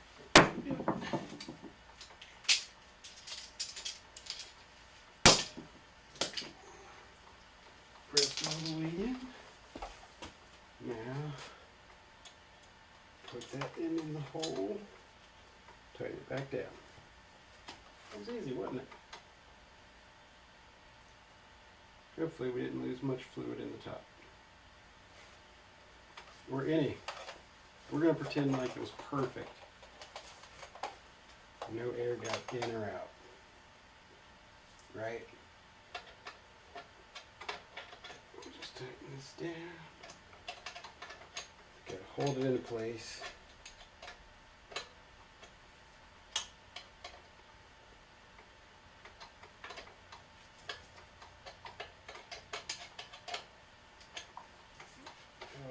Hit it when I start stabbing. Alright, so now grab this, loosen it, cut that off because the hose was twisting. Don't want the hose to twist and bind. One of these days, the bike company's going to make a hose that you can just tighten down without binding. And when they do, I'm going to buy it. What I said earlier about that other piece and cracking it holds true here. You don't want to over tighten that.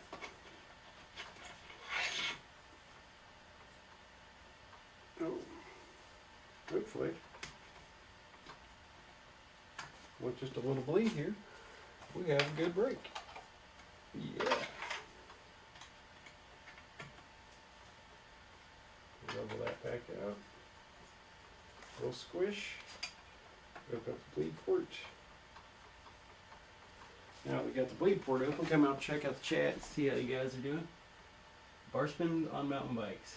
Yes, it is nutty. I am nutty.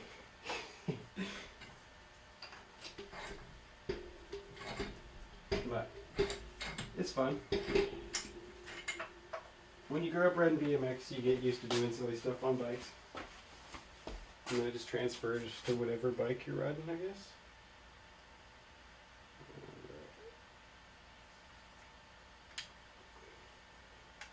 See, I've had this syringe hanging upside down, so it should be nice and air-free. Pour some bubbles out.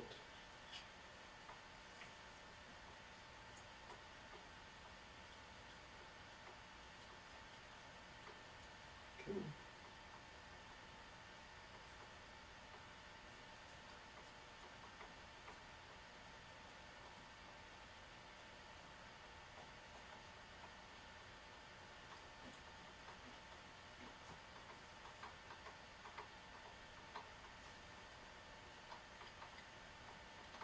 Alright, so that's firming up good. Got a couple air bubbles out. Perfecto.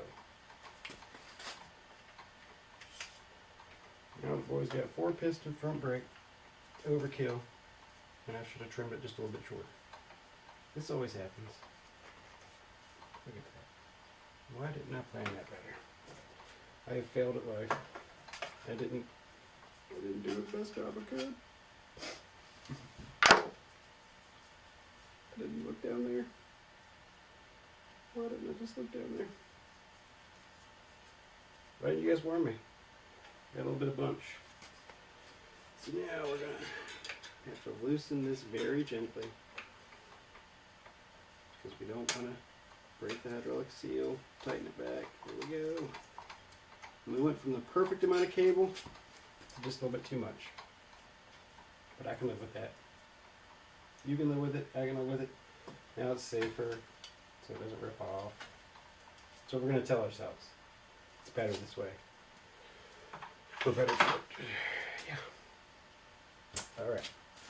So I'm gonna start taking these clips off the rear.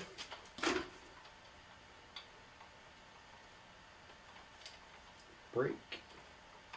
Every once in a while I'll pause with my words. You guys notice that? I sure do.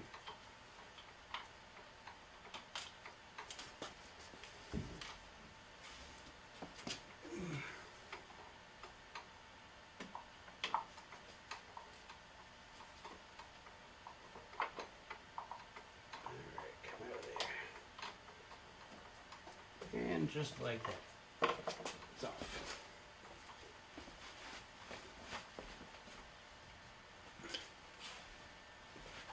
Now I've got my 5mm again. Go ahead, take this brake off here.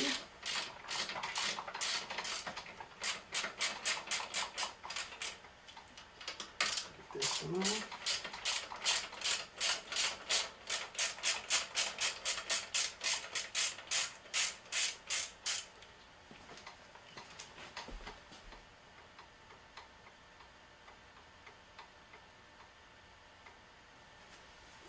Heck yeah. I've been wanting to get a dirt jumper myself, but I have to spend all my money on kids,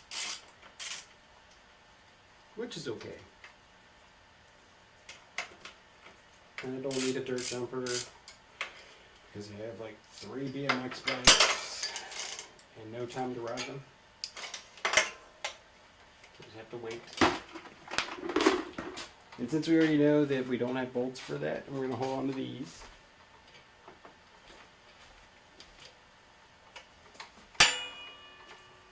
Clank.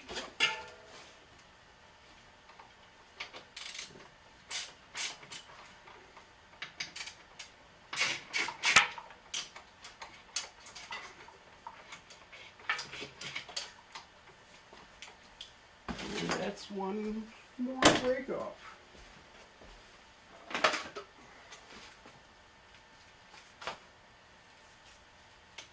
And the brake lever on. And a tremendous amount of cable we're not going to need. We're just not going to need it. Just not going to need all that. But they don't know if we got an extra small bike or an extra large bike. So they give us enough brake to do it all. When you're doing this, you want to be careful of where you're going. Make sure you go through all of the cable path points that you should.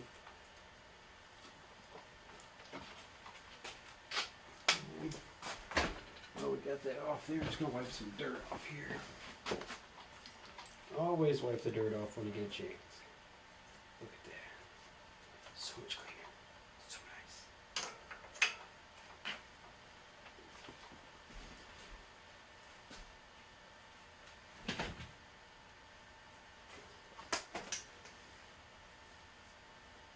If the day ever comes and I can afford it, I'm going to get a Haro thread slope. The older I get, the more I like full suspension.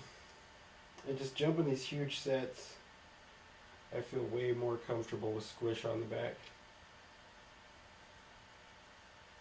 Because I'm old.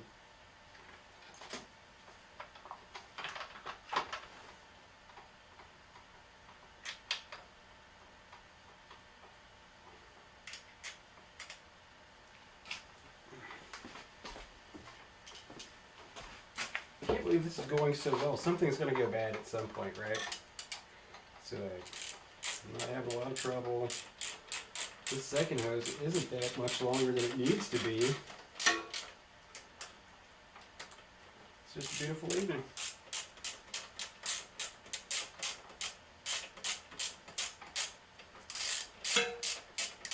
and a long screw. Okay, we're getting close to the end.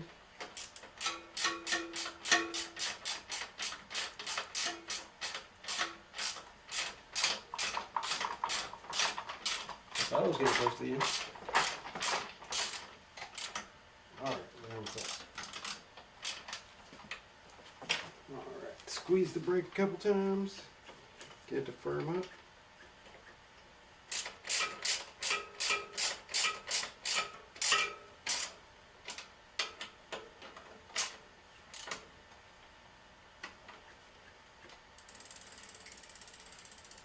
Alright, it is squeezed and firm. Push it over that way.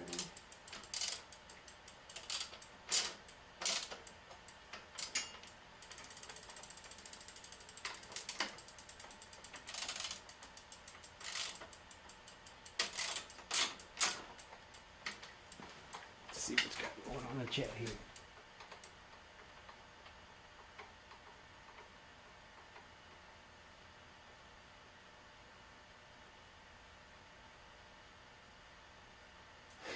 The transition, yeah. That is funny.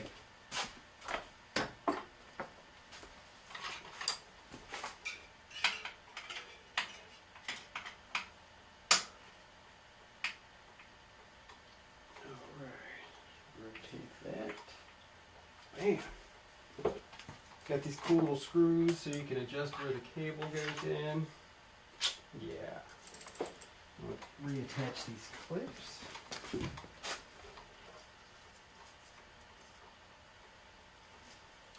I always get upset because there's nowhere to dirt jump, and then I remember there is a place to dirt jump and I'm just forgetting to go there. We've got this church that's not too far from here that built a small jump park and pump track, and that's pretty cool. Oh, should that go? Where should that go? How did it go? It didn't go like me.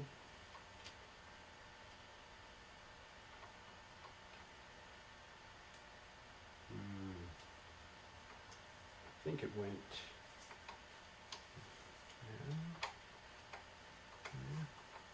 It was right there. That's gonna rub. Don't you guys just hate cable routing? I do. Let's clip that to that one maybe.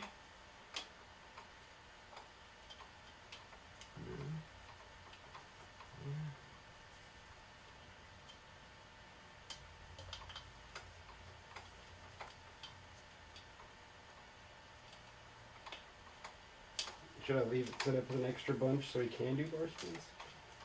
Probably not.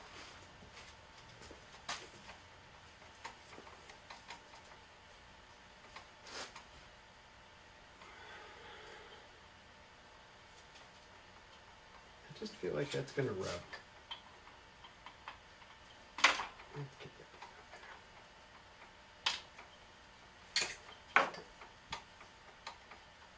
I should have looked at the cable rating slightly better before I took it off there.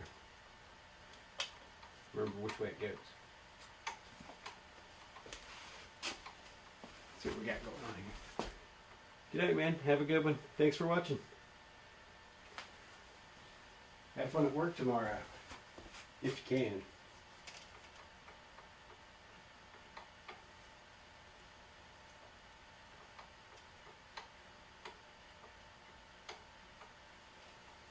Alright, so we're close to being done with this one too.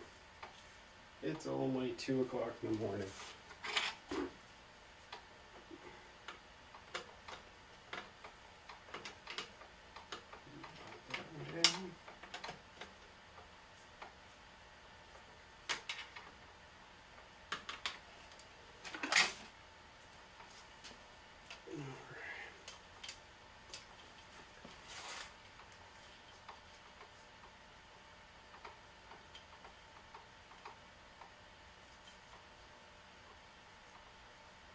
Which way did that go?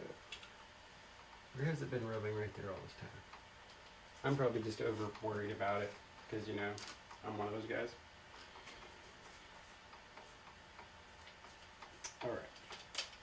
everything the way it was. We've got the tool we need. Where do we put it? Oh no. Why do we set it down? Look around. Comes in. Let's do this.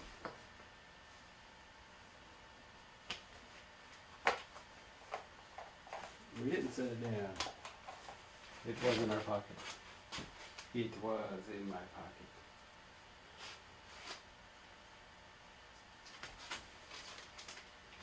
Get everything back into place. Get a set of these. We got the syringe. Now we've got this guy. Or girl. However it identifies. Not my deal. And cable cutter. I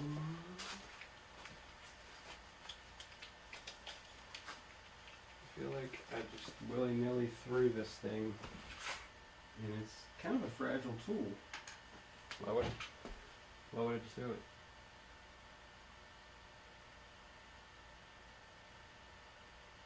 I wish I had some sweet trails by. Most of the trails around are smaller than I like, and it makes me sad.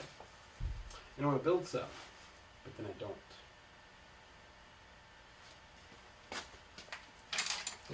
Seriously, what did I do with it? Did you guys see what I did with it?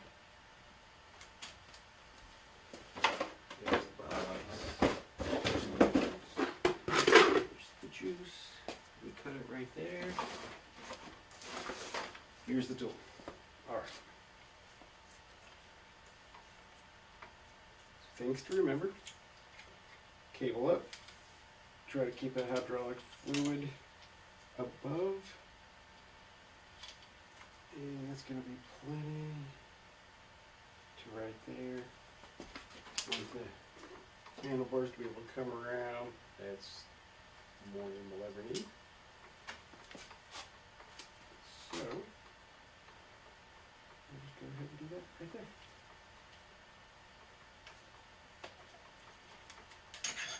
Stand above.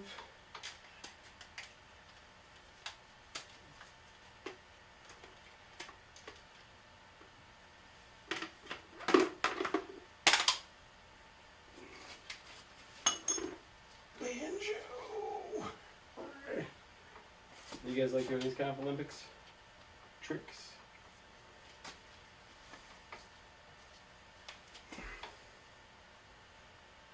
Push that in.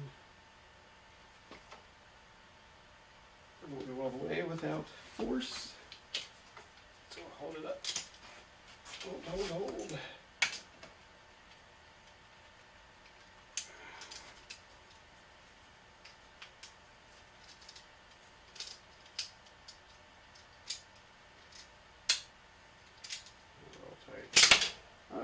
Almost dropped it.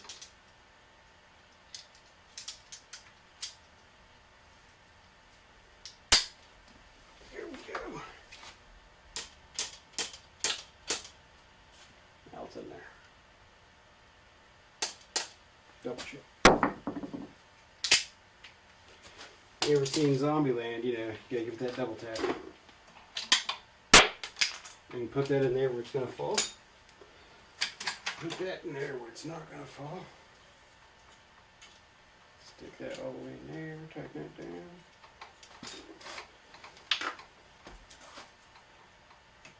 Hold it in place till it gets tight.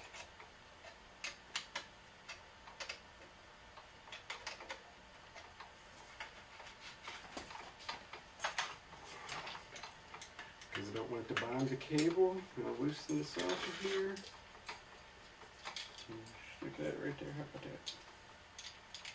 First time in 15 years that's become handy. And yes, I've had this hoodie for like 15 years. It's an animal hoodie. And when I bought it, I was like $45-50 for a shirt. It's ridiculous. This is BMX. I'm poor. And then here we are, 15 years later, something. Still works. Would you look at that? Perfect. Didn't even have to bleed it. Can't believe it. Okay. Alright. So now, let's get these grips back on and get all these controls leveled out. Let's see, that's too tight. Oh, it's cool. I got the tool right here. Let's loosen that. Loosen that.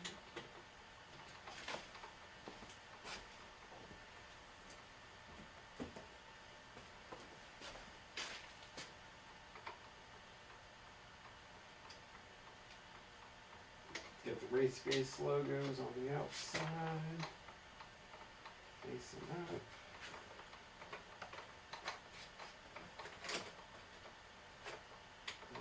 Okay.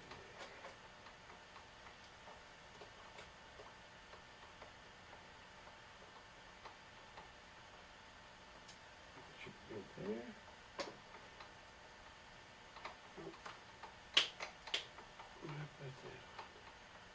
This side, race face facing up.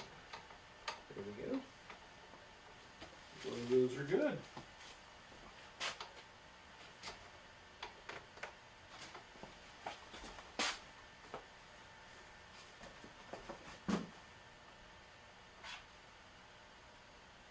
Come back to one, I think. Yes, I am in Charleston, the sweet capital city of Charleston, West Virginia. And oh, I'm on the wrong one. Let's go back here. Now we should be on the right one. Give it a couple seconds. It'll change over. I swear it will. Maybe not. Am I over there? Is that what's going on? I don't know how this works anymore. Alright, is this where I'm supposed to be? No, I am supposed to be over here. Alright. Well, as it's 2 o'clock in the morning, I think we're done. We got the grips on, got the brakes on, the fork has been rebuilt, the damper has been rebuilt. I wasn't planning on doing that this evening, but we did that. So yeah, I really want to thank you all for joining me today. Hope you're having a wonderful evening. Stay safe out there. It's really good chatting with you all. Oh yeah, Parkersburg? Heck yeah. What years? Because like, I knew some dudes who rode BMX from Parkersburg.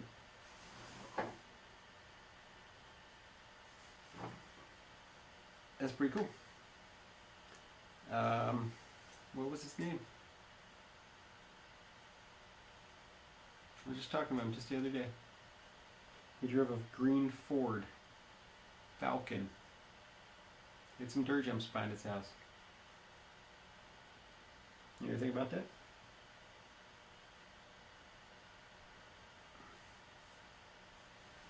(2001, 2007). I was probably a little after that, because we were old. But no, not too much older. I graduated high school in '99. Alright, that's not that long ago. Just 2 years.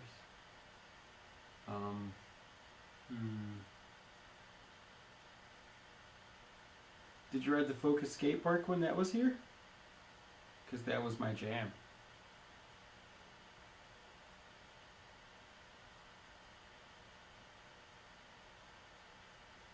But anyway, it is 2 o'clock in the morning, and this bicycle is going to be a birthday present for my son tomorrow. So that's the whole reason we were getting this thing all set up today and doing all this rad tuning on it. It's because my son deserves a pretty rad bike. At least I think so.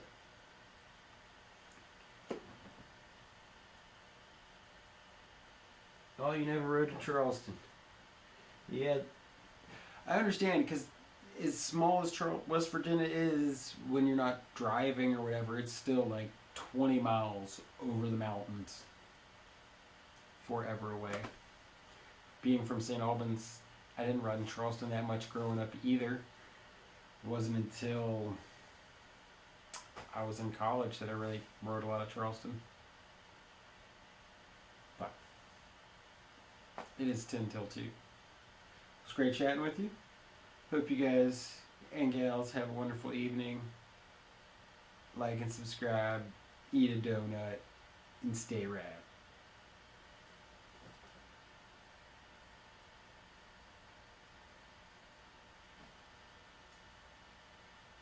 Oh, Marietta, you rode the flow? You're going to keep me up all night. Did we ride at the flow together? Is that a thing?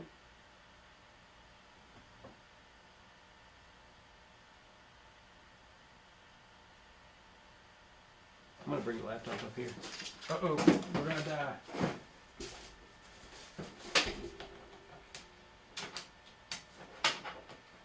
Reconnect. Yeah, if my laptop loses power.